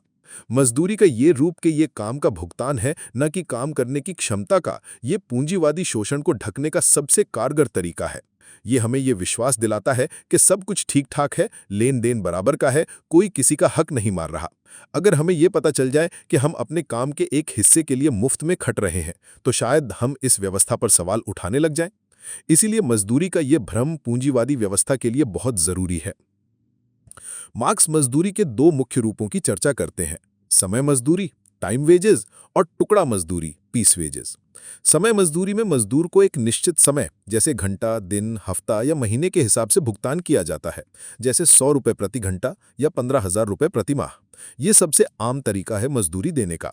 इसमें पूंजीपति को ये फायदा होता है कि वो मजदूर से उस निश्चित समय में ज्यादा से ज्यादा काम लेने की कोशिश करता है। अगर मजदूर धीरे काम करेगा या बीच में सुस्ताएगा तो भी उसे समय के हिसाब से तो पैसा देना ही पड़ेगा। हालांकि पूंजीपति उसे निकाल भी सकता है। इसीलिए पूंजीपति काम की गति को तेज करने और निगरानी रखने पर जोर देता है। दूसरी तरफ टुकड़ा मजदूरी में मजदूर को उसके द्वारा बनाए गए हर पीस या हर इकाई के हिसाब से भुगतान किया जाता है, जैसे एक शर्ट सिलने पर 50 रुपये या 100 खिलौने बनाने पर 1000 रुपये। ये तरीका पूंजीपति के लिए और भी फायदेमंद होता है। इसमें मजदूर खुद ही ज्यादा से ज्यादा पीस बनाने की कोशिश करता है ताकि उसकी कमाई बढ़ सके। इससे पूंजीपति को निगरानी रखने की ज्यादा जरूरत नहीं पड़ती। मजदूर खुद ही अपना सुपरवाइजर बन जाता है और पूंजीपति को यह भी सुनिश्चित हो जाता है कि उसे सिर्फ उसी काम का पैसा देना पड़ रहा है जो वाकई में हुआ है।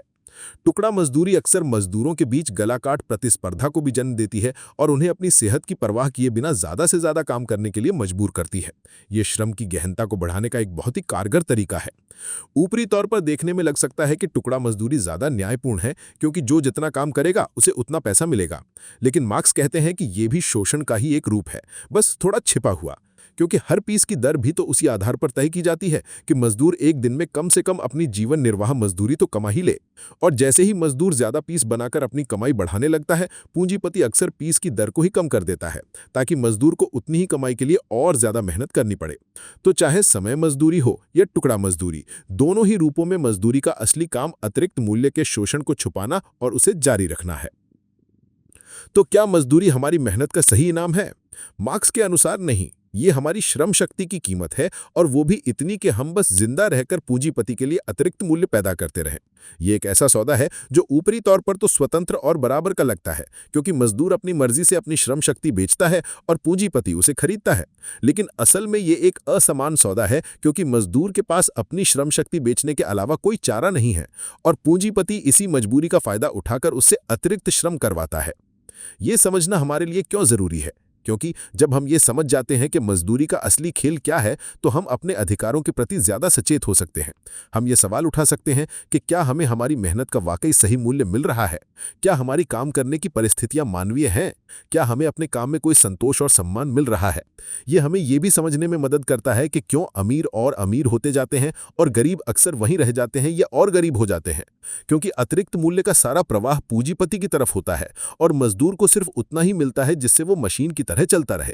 ये एक कठोर सच्चाई हो सकती है, लेकिन इसे जानना जरूरी है ताकि हम एक बेहतर और न्यायपूर्ण दुनिया बनाने की दिशा में सोच सकें। लेकिन कहानी अभी खत्म नहीं हुई है। अगर ये अतिरिक्त मूल्य पूंजीपति के पास जमा होता रहता है, तो इसका होता क्या है? क्या वो इसे अपनी तिजोरी में बंद करके रख लेता है, या इसका कुछ और इस्तेमाल होता है? और इस जमा होते हुए अतिरिक्त मूल्य का समाज और खासकर मजदूर वर्ग पर क्या असर पड़ता है? इन सवालों के जवाब हमें पूंजी के एक और बहुत ही महत्वपूर्ण पहलू की ओर ले जाएंगे, और वो है पूंजी का संचय या अक्यूमुलेशन ऑफ कैपिटल। ये जानना हमारे लिए बहुत दिलचस्प होगा कि कैसे ये जमा होती हुई पूंजी पूरी दुनिया की अर्थव्यवस्था और समाज को अपने इशारों पर नचाती है। तो क्या आप तैयार हैं पूंजी के इस विशालकाय रूप को देखने के लिए? अगले अध्याय में हम इसी रहस्य से पर्दा उठाएंगे। अध्याय नंबर 7, पूंजी के संचय की प्रक्रिया, the process of accumulation of capital. पैसा पैसे को कैसे खींचता है। अब तक की हमारी यात्रा में हमने पूंजी के जन्म से लेकर उसके द्वारा अतिरिक्त मूल्य निचोड़ने के तरीकों तक को समझा। हमने ये भी देखा कि कैसे मजदूरी इस पूरे खेल में एक पर्दे का काम करती है। अब हमारे सामने एक बड़ा सवाल है, ये जो अतिरिक्त मूल्य पूंजीपति के हाथ लगता है, उसका होता क्या है? क्या वो इसे अपने ऐशो आराम पर खर्च कर देता है, या इसका कोई और ज्यादा गहरा मकसद होता है? मार्क्स हमें बताते हैं कि पूंजीपति अपने अतिरिक्त मूल्य का एक हिस्सा तो अपने निजी उपभोग पर खर्च कर सकता है, लेकिन उसका एक बड़ा हिस्सा वो वापस पूंजी में बदल देता है, यानी उसे फिर से निवेश कर देता है ताकि और ज्यादा अतिरिक्त मूल्य कमाया जा सके। इसी प्रक्रिया को पूंजी का संचय या अक्यूमुलेशन ऑफ कैपिटल कहते हैं। ये M का चक्र जो हमने पहले देखा था, वो यहाँ एक नए स्तर पर पहुंच जाता है। जो M पैसे के साथ अतिरिक्त मूल्य मिला, वो अब और बड़ी पूंजी M बन जाता है, जिससे और ज्यादा माल, जिसमें कच्चा माल, मशीनें और श्रम शक्ति शामिल हैं, खरीदा जाता है, ताकि और भी ज्यादा अतिरिक्त मूल्य के साथ और भी बड़ा M हासिल किया जा सके। ये एक अंतहीन सिलसिला है, एक ऐसी स्पाइरल है जो लगातार ऊपर की ओर बढ़ती जाती है, पूंजी को और ज्यादा विशाल बनाती जाती है।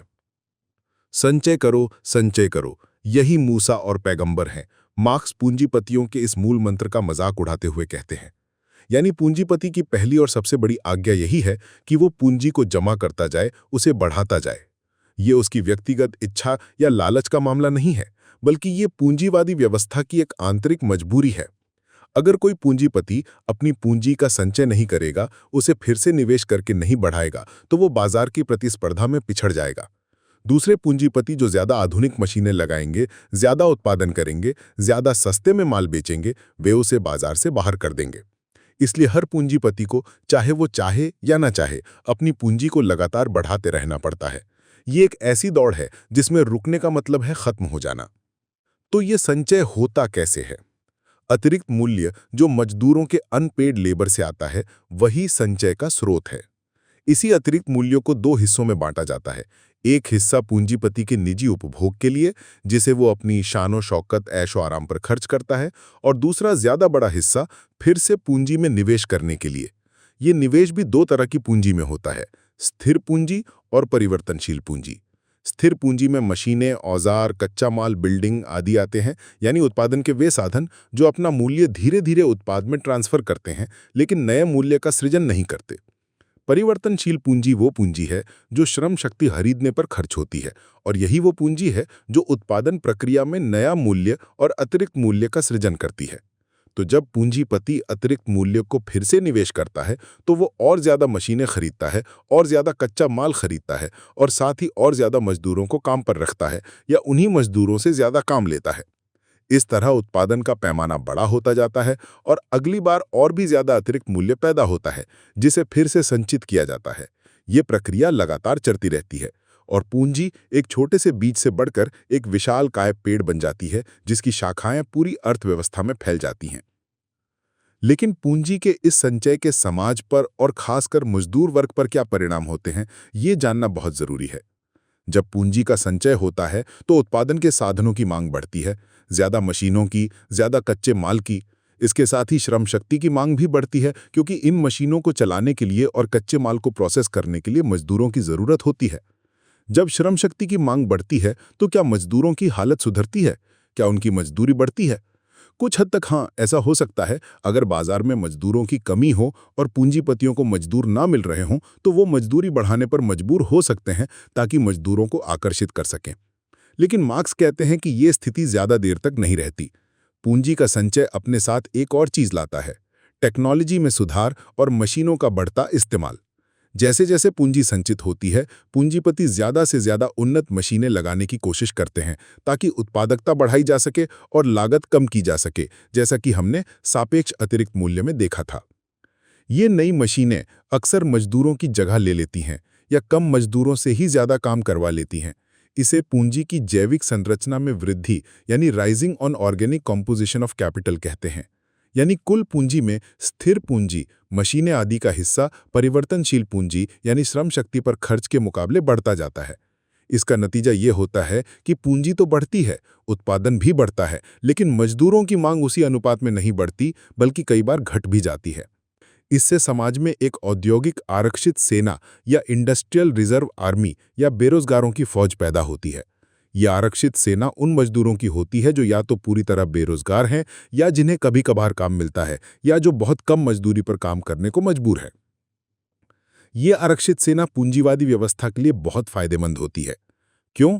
क्योंकि जब बाजार में बेरोजगार मजदूरों की एक बड़ी फौज मौजूद होती है तो काम पर लगे हुए मजदूर ज्यादा मजदूरी की मांग नहीं कर सकते, ना ही वो अपनी काम करने की शर्तों को बेहतर बनाने के लिए ज्यादा मोल भाव कर सकते हैं।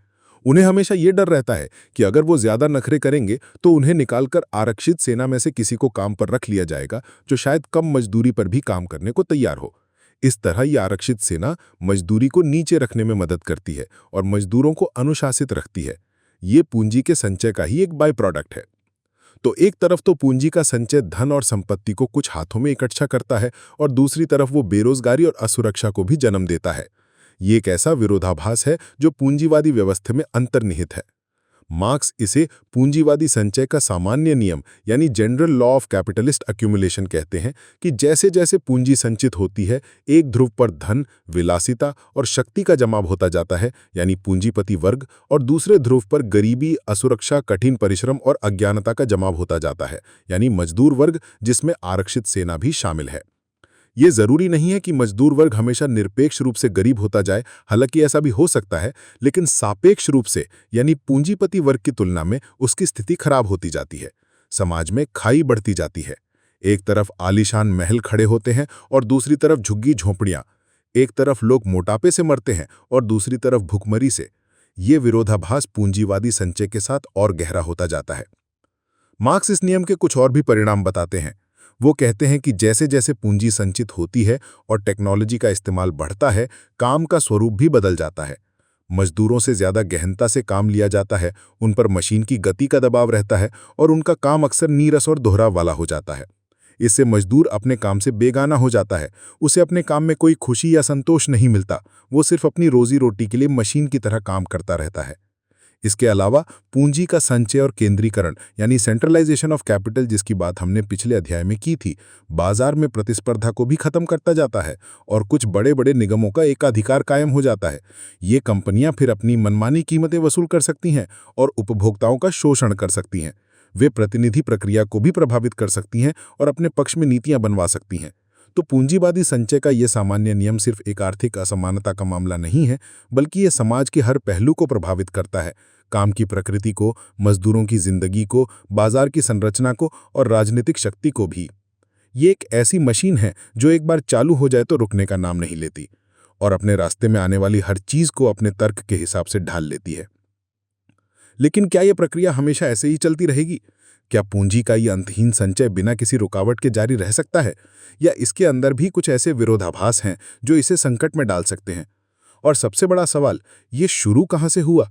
ये जो पूंजी है, ये जो मजदूर वर्ग है जो अपनी श्रम शक्ति बेचने को मजबूर है, ये स्थिति बनी कैसे? क्या पूंजीपति हमेशा से इतने अमीर थे और मजदूर हमेशा से इतने गरीब? इन सवालों के जवाब हमें पूंजीवाद के जन्म की कहानी की ओर ले जाएंगे। एक ऐसी कहानी जो शायद उतनी मासूम और सीधी सादी नहीं है जितनी हमें बताई जाती है। तो क्या आप तैयार हैं पूंजीवाद के उस आदिम संचय के रहस्य को जानने के लिए जिसने इस पूरे खेल की नींव रखी? ये जानना बहुत जरूरी है, क्योंकि वर्तमान को समझने के लिए अतीत को समझना पड़ता है। चलिए अगले अध्याय में इस ऐतिहासिक गुत्थी को सुलझाते हैं।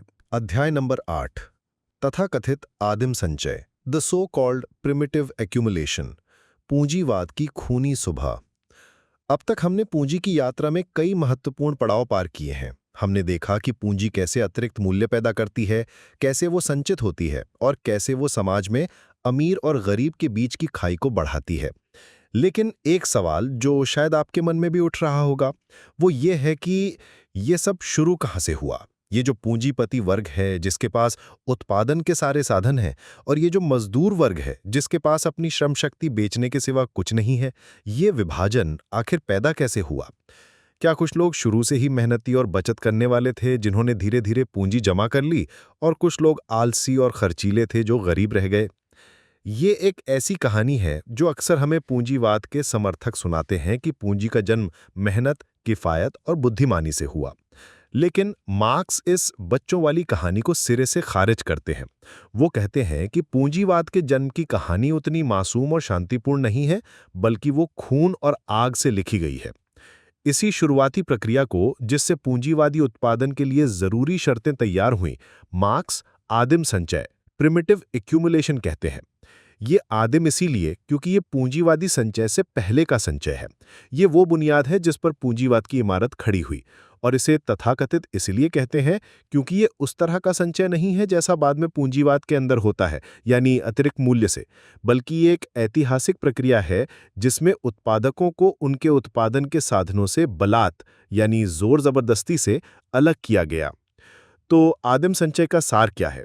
इसका सार है किसानों को उनकी जमीन से बेदखल करना, कारीगरों को उनके औजारों से वंचित करना और उन्हें एक ऐसे सर्वहारा वर्ग में बदल देना जिसके पास अपनी श्रम शक्ति बेचने के अलावा जिंदा रहने का कोई और जरिया ना हो।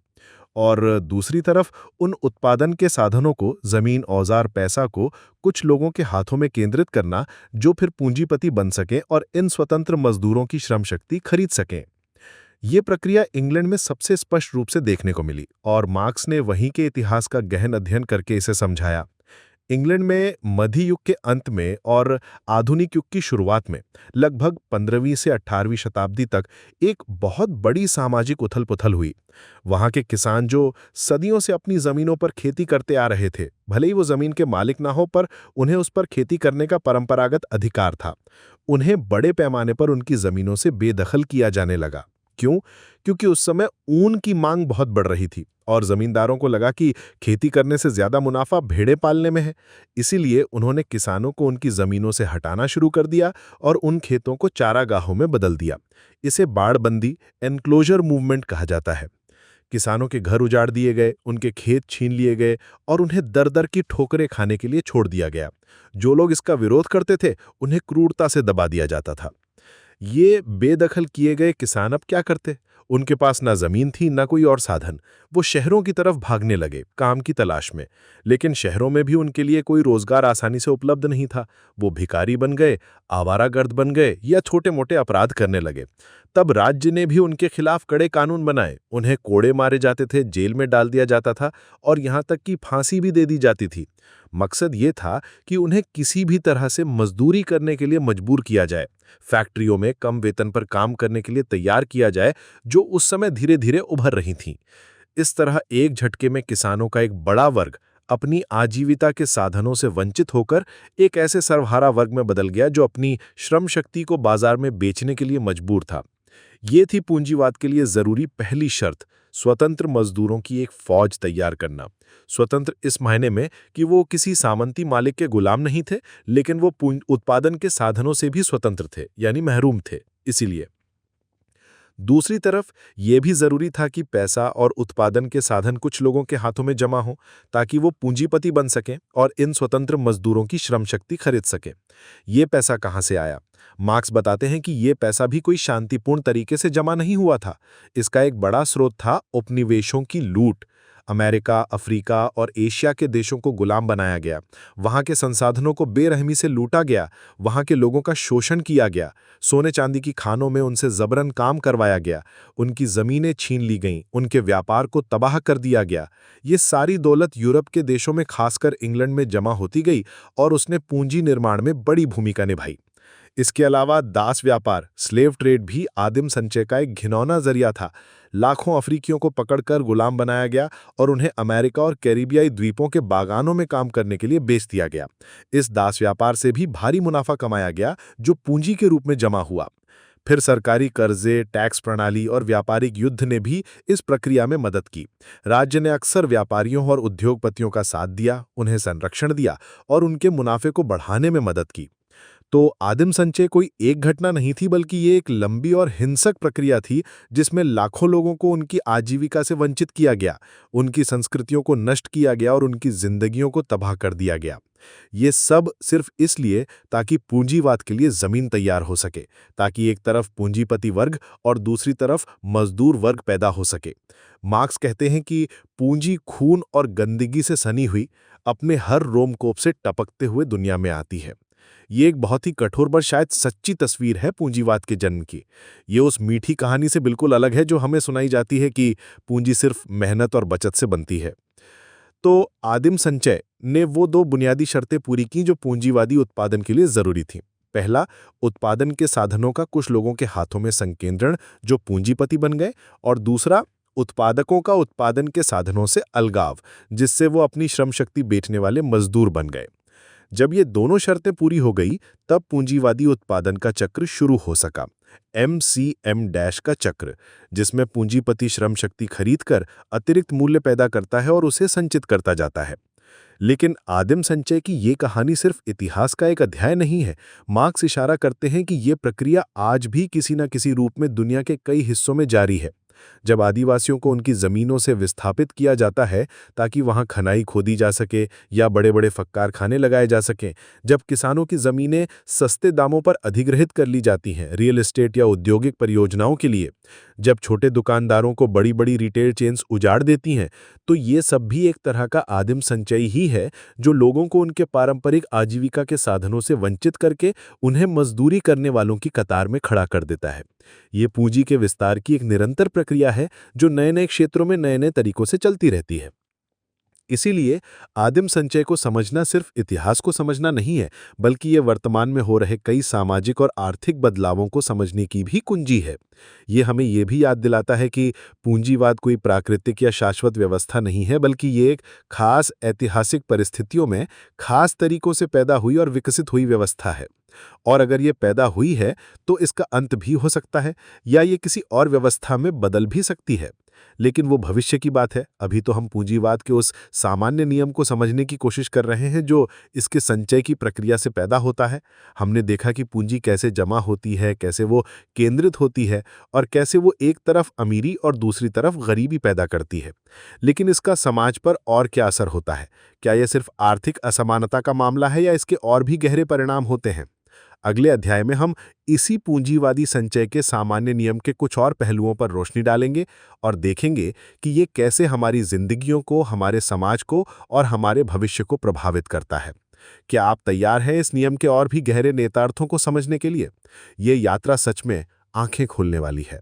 अध्याय नंबर 9, पूंजीवादी संचय का सामान्य नियम, the general law of capitalist accumulation.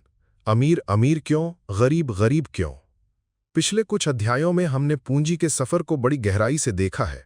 हमने समझा कि कैसे अतिरिक्त मूल्य पैदा होता है, कैसे वो पूंजी में बदलता है और फिर कैसे ये पूंजी निरंतर जमा होती रहती है, जिसे हमने पूंजी का संचय कहा। हमने आदिम संचय की कहानी भी सुनी, जिसने पूंजीवाद की नींव रखी। अब हम उस मुकाम पर हैं जहां हम इन सब बातों को मिलाकर पूंजीवादी व्यवस्था के एक बहुत ही बुनियादी और दूरगामी नियम को समझ सकते हैं, जिसे मार्क्स पूंजीवादी संचय का सामान्य नियम कहते हैं। ये नियम हमें बताता है कि जैसे जैसे पूंजी जमा होती जाती है, समाज में क्या होता है, खासकर उन दो मुख्य वर्गों के साथ जो पूंजीवाद को चलाते हैं, पूंजीपति वर्ग और मजदूर वर्ग। ये नियम एक तरह से पूंजीवाद के दिल की धड़कन को पकड़ता है और दिखाता है कि क्यों इस व्यवस्था में अमीर और अमीर होते जाते हैं और गरीब अगर निरपेक्ष रूप से नहीं तो भी सापेक्ष रूप से और पिछड़ते जाते हैं। तो ये सामान्य नियम क्या है? सीधे शब्दों में कहें तो ये नियम कहता है कि पूंजी के संचय के साथ साथ समाज के एक ध्रुव पर धन, दौलत, ऐशो आराम और शक्ति का जमाव होता जाता है, जबकि दूसरे ध्रुव पर गरीबी, असुरक्षा, मेहनत की अधिकता, अज्ञानता और नैतिक पतन का जमाव होता जाता है। ये कोई इत्तेफाक नहीं है, बल्कि ये पूंजीवादी संचय की प्रक्रिया का ही एक अनिवार्य नतीजा है। क्यों होता है ऐसा? इसे समझने के लिए हमें फिर से औद्योगिक आरक्षित सेना या बेरोजगारों की फौज की अवधारणा पर लौटना होगा, जिसकी बात हमने पूंजी के संचय के समय की थी। याद कीजिए, जैसे जैसे पूंजी जमा होती है, पूंजीपति ज्यादा से ज्यादा टेक्नोलॉजी और मशीनरी का इस्तेमाल करते हैं ताकि उत्पादकता बढ़ाई जा सके और लागत कम की जा सके। इससे क्या होता है? इससे उत्पादन तो बढ़ता है, लेकिन मजदूरों की मांग उसी अनुपात में नहीं बढ़ती, बल्कि कई बार घट जाती है, क्योंकि मशीनें मजदूरों की जगह ले लेती हैं। इसके परिणाम स्वरूप समाज में हमेशा एक हिस्सा मजदूरों का ऐसा रहता है जो या तो पूरी तरह बेरोजगार होता है या जिन्हें अस्थायी या कम वेतन वाला काम मिलता है। यही है वो औद्योगिक आरक्षित सेना। यह आरक्षित सेना पूंजीवादी व्यवस्था के लिए कई तरह से फायदेमंद होती है। पहली बात, ये काम पर लगे हुए मजदूरों पर दबाव डालती है कि वो ज्यादा मजदूरी की मांग न करें और पूंजीपति की शर्तों पर काम करते रहे। अगर वो ऐसा नहीं करेंगे तो उन्हें निकालकर आरक्षित सेना में से किसी को रख लिया जाएगा। दूसरी बात, ये पूंजीपति को ये सुविधा देती है कि जब भी उत्पादन बढ़ाने की जरूरत हो, जैसे जब बाजार में मांग बढ़ जाए, तो उसे आसानी से मजदूर मिल जाए। उसे नए मजदूर ढूंढने या उन्हें ट्रेनिंग देने में ज्यादा मशक्कत नहीं करनी पड़ती। तीसरी बात, ये आरक्षित सेना पूंजी को श्रम पर हावी रखती है। जब तक मजदूरों के बीच काम पाने के लिए प्रतिस्पर्धा रहेगी, तब तक पूंजीपति अपनी मनमानी शर्तें थोप सकता है। तो ये आरक्षित सेना कोई आकस्मिक घटना नहीं है, बल्कि ये पूंजी के संचय का ही एक जरूरी उत्पाद है और ये पूंजी के संचय को बनाए रखने में भी मदद करती है। ये एक दुष्चक्र जैसा है। पूंजी का संचय आरक्षित सेना को पैदा करता है और आरक्षित सेना पूंजी के संचय को और सुगम बनाती है। लेकिन इसका मजदूर वर्ग पर क्या असर होता है? जाहिर है, बहुत बुरा। जो लोग आरक्षित सेना का हिस्सा हैं, वो तो गरीबी, भुखमरी और अनिश्चितता की जिंदगी जीते ही हैं, लेकिन जो लोग काम पर लगे हुए हैं, उनकी हालत भी कोई बहुत अच्छी नहीं होती। उन्हें हमेशा नौकरी जाने का डर सताता रहता है। उन्हें लंबे समय तक कठिन परिस्थितियों में और अक्सर कम वेतन पर काम करना पड़ता है। उन्हें अपनी सेहत, अपने परिवार और अपने व्यक्तिगत विकास के लिए समय और साधन नहीं मिल पाते। मार्क्स कहते हैं कि पूंजीवादी संचय के साथ मजदूर वर्ग की सापेक्ष गरीबी बढ़ती है। इसका मतलब है कि भले ही उनकी निरपेक्ष आय थोड़ी बढ़ जाए, जैसे उन्हें पहले से ज्यादा चीजें खरीदने को मिल जाएं, लेकिन पूंजीपति वर्ग की तुलना में उनकी आय और संपत्ति का हिस्सा बहुत कम हो जाता है। समाज में अमीर और गरीब के बीच की खाई चौड़ी होती जाती है। एक तरफ आलीशान महल खड़े होते हैं और दूसरी तरफ झुग्गी झोंपड़ियां। एक तरफ लोग मोटापे से मरते हैं और दूसरी तरफ भुखमरी से। ये विरोधाभास पूंजीवादी संचय के साथ और गहरा होता जाता है। मार्क्स इस नियम के कुछ और भी परिणाम बताते हैं। वो कहते हैं कि जैसे जैसे पूंजी संचित होती है और टेक्नोलॉजी का इस्तेमाल बढ़ता है, काम का स्वरूप भी बदलता है। मजदूरों से ज्यादा गहनता से काम लिया जाता है, उन पर मशीन की गति का दबाव रहता है और उनका काम अक्सर नीरस और दोहराव वाला हो जाता है। इससे मजदूर अपने काम से बेगाना हो जाता है। उसे अपने काम में कोई खुशी या संतोष नहीं मिलता। वो सिर्फ अपनी रोजी रोटी के लिए मशीन की तरह काम करता रहता है। इसके अलावा पूंजी का संचय और केंद्रीकरण, जिसकी बात हमने पिछले अध्याय में की थी, बाजार में प्रतिस्पर्धा को भी खत्म करता जाता है और कुछ बड़े बड़े निगमों का एकाधिकार कायम हो जाता है।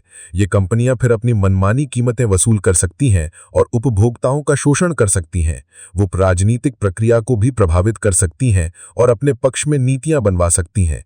तो पूंजीवादी संचय का ये सामान्य नियम सिर्फ आर्थिक असमानता का मामला नहीं है, बल्कि ये समाज के हर पहलू को प्रभावित करता है।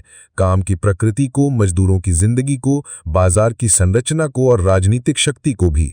ये एक ऐसा नियम है जो दिखाता है कि पूंजीवाद अपने अंदर ही ऐसे बीज बोता है जो सामाजिक तनाव और संघर्ष को जन्म देते हैं। जब एक तरफ धन का पहाड़ खड़ा हो रहा हो और दूसरी तरफ गरीबी और लाचारी का समंदर लहरा रहा हो, तो समाज में शांति और सद्भाव कैसे रह सकता है। ये नियम हमें ये भी बताता है कि पूंजीवाद कोई सामंजस्यपूर्ण व्यवस्था नहीं है, बल्कि ये विरोधाभासों से भरी हुई है। ये उत्पादन तो बहुत बड़े पैमाने पर करता है, लेकिन उस उत्पादन का न्यायपूर्ण वितरण नहीं कर पाता। ये टेक्नोलॉजी में तो क्रांति लाता है, लेकिन उस टेक्नोलॉजी का इस्तेमाल अक्सर मजदूरों के शोषण के लिए करता है।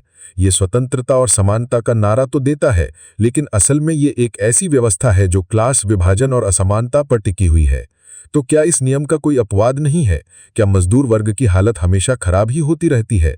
मार्क्स ये नहीं कहते कि मजदूर वर्ग की हालत कभी सुधर ही नहीं सकती। वो मानते हैं कि मजदूर वर्ग अपने संघर्षों से, अपनी एकता से और ट्रेड यूनियनों के माध्यम से अपनी स्थिति में कुछ सुधार ला सकता है, जैसे काम के घंटे कम करवाना, मजदूरी बढ़वाना या काम करने की बेहतर परिस्थितियां हासिल करना। लेकिन वो ये भी कहते हैं कि ये सुधार पूंजीवादी व्यवस्था की सीमाओं के अंदर ही होते हैं और ये पूंजीवादी संचय के सामान्य नियम को खत्म नहीं कर सकते। जब तक पूंजीवादी व्यवस्था रहेगी, तब तक ये नियम भी काम करता रहेगा और अमीर गरीब की खाई को बढ़ाता रहेगा। ये नियम हमें ये सोचने पर मजबूर करता है कि क्या विकास का मतलब सिर्फ जीडीपी का बढ़ना या कुछ लोगों का अमीर होना है, या विकास का मतलब समाज के हर व्यक्ति की खुशहाली, समानता और सम्मान होना चाहिए। पूंजीवादी संचय का ये सामान्य नियम एक तरह से पूंजीवाद की सबसे बड़ी आलोचना है, जो उसके अपने ही आंतरिक तर्क से निकलती है। ये दिखाता है कि ये व्यवस्था अपने आप में टिकाऊ नहीं हो सकती, क्योंकि ये लगातार ऐसे विरोधाभास पैदा करती है जो इसे संकट की ओर ले जाते हैं। लेकिन क्या ये संकट पूंजीवाद का अंत भी ला सकता है? क्या इस व्यवस्था के अंदर ही इसके विनाश के बीज छुपे हुए हैं? ये एक बहुत बड़ा और महत्वपूर्ण सवाल है, जिसका जवाब हमें पूंजीवाद के भविष्य की ओर ले जाएगा। मार्क्स ने इस पर भी अपने विचार रखे हैं और वो काफी क्रांतिकारी हैं। तो क्या आप तैयार हैं ये जानने के लिए कि मार्क्स के अनुसार पूंजीवाद का भविष्य क्या हो सकता है? क्या ये हमेशा ऐसे ही चलता रहेगा या इसमें कोई बड़ा बदलाव आने वाला है? ये हमारी यात्रा का शायद सबसे रोमांचक पड़ाव होगा। तो बने रहिए हमारे साथ, क्योंकि अगले अध्याय में हम इसी गुत्थी को सुलझाने की कोशिश करेंगे।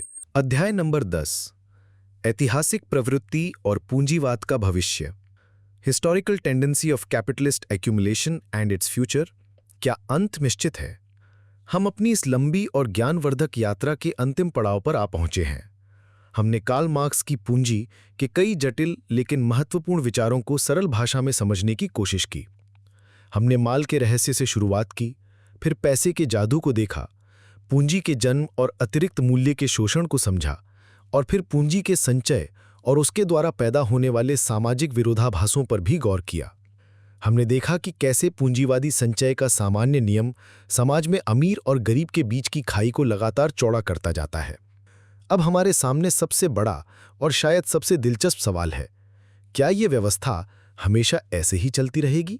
क्या पूंजीवाद का कोई भविष्य है या इसका भी कोई अंत निश्चित है? मार्क्स इस सवाल का जवाब पूंजीवादी संचय की ऐतिहासिक प्रवृत्ति के रूप में देते हैं। ये उनके विश्लेषण का एक तरह से चरमोत्कर्ष है, जहां वे पूंजीवाद के अपने ही आंतरिक नियमों के आधार पर उसके भविष्य की ओर इशारा करते हैं। ये कोई भविष्यवाणी नहीं है, बल्कि ये उन शक्तियों और प्रवृत्तियों का विश्लेषण है जो पूंजीवाद के अंदर ही काम कर रही हैं और जो उसे एक खास दिशा में धकेल रही हैं। मार्क्स कहते हैं कि पूंजीवाद कोई शाश्वत या प्राकृतिक व्यवस्था नहीं है, बल्कि ये इतिहास के विकास क्रम में आई एक खास सामाजिक आर्थिक प्रणाली है। जैसे इससे पहले सामंतवाद था और उससे भी पहले दूसरी व्यवस्थाएं थीं, वैसे ही पूंजीवाद भी हमेशा नहीं रहेगा।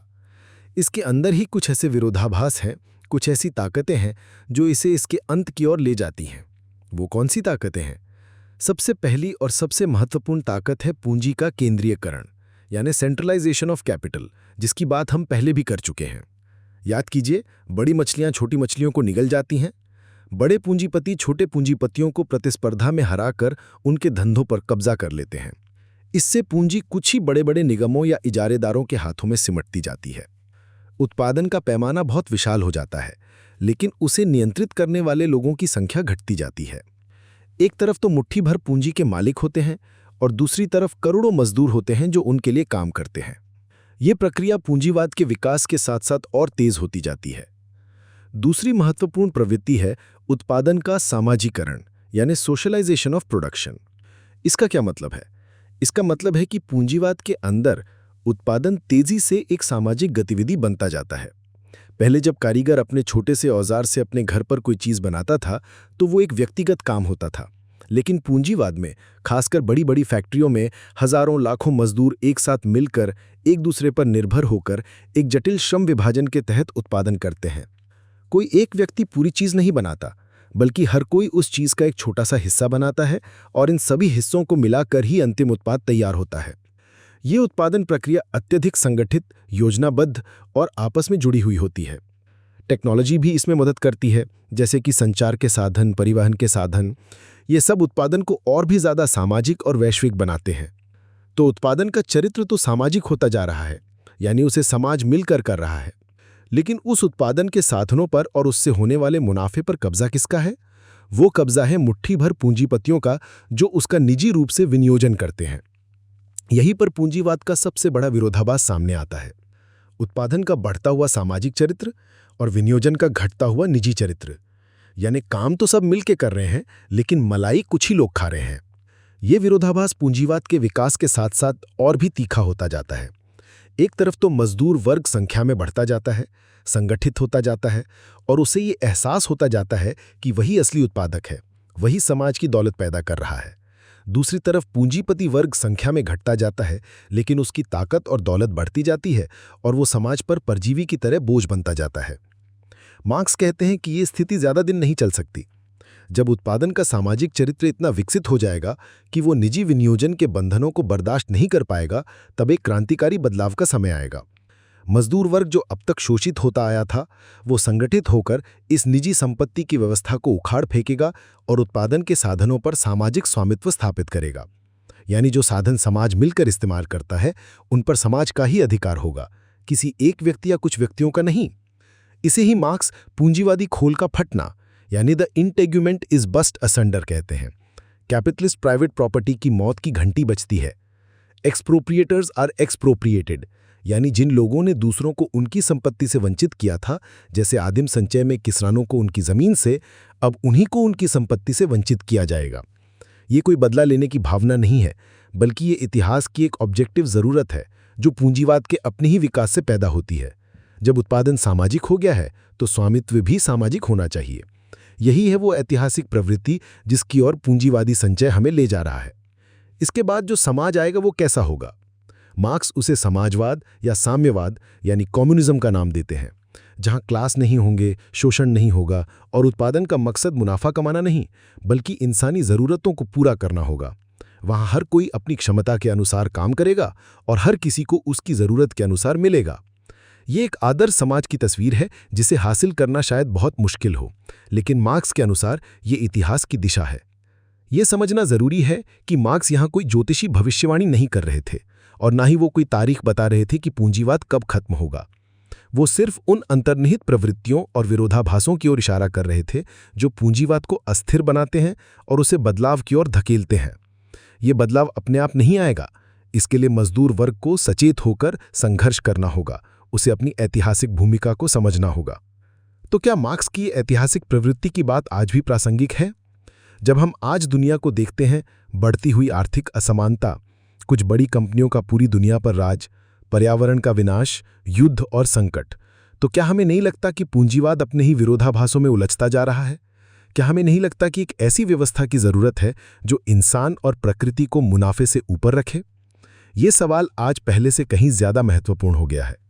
मार्क्स ने हमें पूंजीवाद को समझने का एक शक्तिशाली औजार दिया है। उन्होंने हमें दिखाया है कि ये व्यवस्था कैसे काम करती है, इसके नियम क्या है और इसकी कमजोरियां क्या है। अब ये हम पर है कि हम इस ज्ञान का इस्तेमाल कैसे करते हैं। क्या हम इसे सिर्फ एक अकादमिक बहस मानकर छोड़ देते हैं या हम इससे प्रेरणा लेकर एक बेहतर और न्यायपूर्ण दुनिया बनाने की कोशिश करते हैं। दास कैपिटल कोई आसान किताब नहीं है और ना ही इसके सारे विचार हर किसी को मान्य होंगे, लेकिन इसने दुनिया को देखने का एक नया नज़रिया ज़रूर दिया है। एक ऐसा नज़रिया जो हमें सतह के नीचे छिपी सच्चाई को देखने में मदद करता है। यह हमें सवाल पूछने के लिए उकसाता है, यथास्थिति को चुनौती देने के लिए प्रेरित करता है और बदलाव की उम्मीद जगाता है। और शायद यही एक महान कृति की सबसे बड़ी पहचान होती है। निष्कर्ष। तो दोस्तों, ये थी कार्ल मार्क्स की पूंजी की हमारी ऑडियो बुक यात्रा। हमने कोशिश की कि इस मुश्किल किताब के कुछ मुख्य विचारों को आपके सामने सरल और रोचक तरीके से पेश कर सकें। उम्मीद है कि आपको ये सफ़र पसंद आया होगा और इसने आपके मन में कुछ नए सवाल और विचार जगाए होंगे। अब जब आप अपने आसपास की दुनिया को देखेंगे तो शायद आप उसे एक नए नज़रिए से देख पाएंगे। पूंजी के उस अदृश्य खेल को थोड़ा बेहतर समझ पाएंगे जो हमारी जिंदगियों को प्रभावित करता है। और अगर ऐसा होता है तो हमारा ये प्रयास सफल माना जाएगा। तो दोस्तों, यहाँ पर हमारी ये ऑडियो बुक यात्रा कार्ल मार्क्स की पूंजी के साथ समाप्त होती है। हमने इस विशाल और प्रभावशाली ग्रंथ के कुछ सबसे महत्वपूर्ण अध्यायों और विचारों को छूने की कोशिश की। हमने माल के रहस्य से लेकर पैसे के जादू, पूंजी के जन्म, अतिरिक्त मूल्य के उत्पादन के तरीकों, मजदूरी के भ्रम, पूंजी के संचय की प्रक्रिया, आदिम संचय की खूनी कहानी, पूंजीवादी संचय के सामान्य नियम और अंत में पूंजीवाद की ऐतिहासिक प्रवृत्ति और उसके संभावित भविष्य पर भी चर्चा की। इस पूरी यात्रा में हमने सीखा कि कैसे मार्क्स हमें दिखाते हैं कि पूंजीवादी व्यवस्था सिर्फ कुछ आर्थिक नियमों का संग्रह नहीं है, बल्कि ये सामाजिक संबंधों, शक्ति संतुलन और ऐतिहासिक प्रक्रियाओं का एक जटिल जाल है। हमने जाना कि अतिरिक्त मूल्य ही पूंजीवादी मुनाफे का स्रोत है और ये मजदूरों के उस श्रम से आता है जिसके लिए उन्हें कोई भुगतान नहीं मिलता। हमने ये भी देखा कि कैसे पूंजी का निरंतर संचय एक तरफ तो बेहिसाब दौलत पैदा करता है, लेकिन दूसरी तरफ वो गरीबी, बेरोजगारी और असमानता को भी जन्म देता है। मार्क्स हमें ये भी समझाते हैं कि पूंजीवाद कोई शाश्वत व्यवस्था नहीं है, बल्कि इसके अपने आंतरिक विरोधाभासी इसे बदलाव की ओर ले जाते हैं। ये ऑडियो बुक शायद आपके मन में कई सवाल छोड़ गई होगी, और ये अच्छी बात है, क्योंकि मार्क्स का उद्देश्य हमें तैयार जवाब देना नहीं, बल्कि हमें खुद सोचने और सवाल पूछने के लिए प्रेरित करना था। उनकी पूंजी एक ऐसा आईना है जो हमें पूंजीवादी समाज की असलियत दिखाता है और हमें ये सोचने पर मजबूर करता है कि क्या हम एक बेहतर, ज्यादा न्यायपूर्ण और मानवीय दुनिया नहीं बना सकते। किताबी कास्ट पर हमारा प्रयास हमेशा यही रहता है कि हम आपके लिए ऐसे विचार और दर्शन लाएं जो आपके जीवन को एक नई दिशा दे सकें, आपको सोचने पर मजबूर करें और आपको दुनिया को गहराई से समझने में मदद करें। उम्मीद है कि कार्ल मार्क्स की पूंजी पर आधारित ये ऑडियो बुक आपको पसंद आई होगी और आपके लिए ज्ञानवर्धक रही होगी। अगर आपको हमारा ये प्रयास अच्छा लगा तो कृपया इस वीडियो को लाइक करें, अपने दोस्तों और परिवार के साथ शेयर करें जिन्हें ऐसे विषयों में रुचि हो, और अपने विचार हमें कमेंट सेक्शन में ज़रूर बताएं। आपके कमेंट्स हमें और बेहतर करने की प्रेरणा देते हैं। और हाँ, अगर आपने अभी तक किताबी कास्ट को सब्सक्राइब नहीं किया है तो जल्दी से सब्सक्राइब बटन दबा दें और बेल आइकन को भी ऑन कर लें, ताकि हमारी आने वाली कोई भी प्रेरणादायक ऑडियो बुक आपसे मिस ना हो। इस ऑडियो बुक को अपने दोस्तों और परिवार के साथ भी शेयर करें, क्या पता आपकी एक शेयर किसी की जिंदगी बदल दे। एक बार फिर इस पूरी ऑडियो बुक को धैर्यपूर्वक सुनने के लिए आपका बहुत बहुत धन्यवाद। मिलते हैं अगली ऑडियो बुक में एक नई किताब, एक नए विचार और एक नई प्रेरणा के साथ। तब तक के लिए सोचते रहिए, सीखते रहिए और जीवन को समझते रहिए। नमस्कार।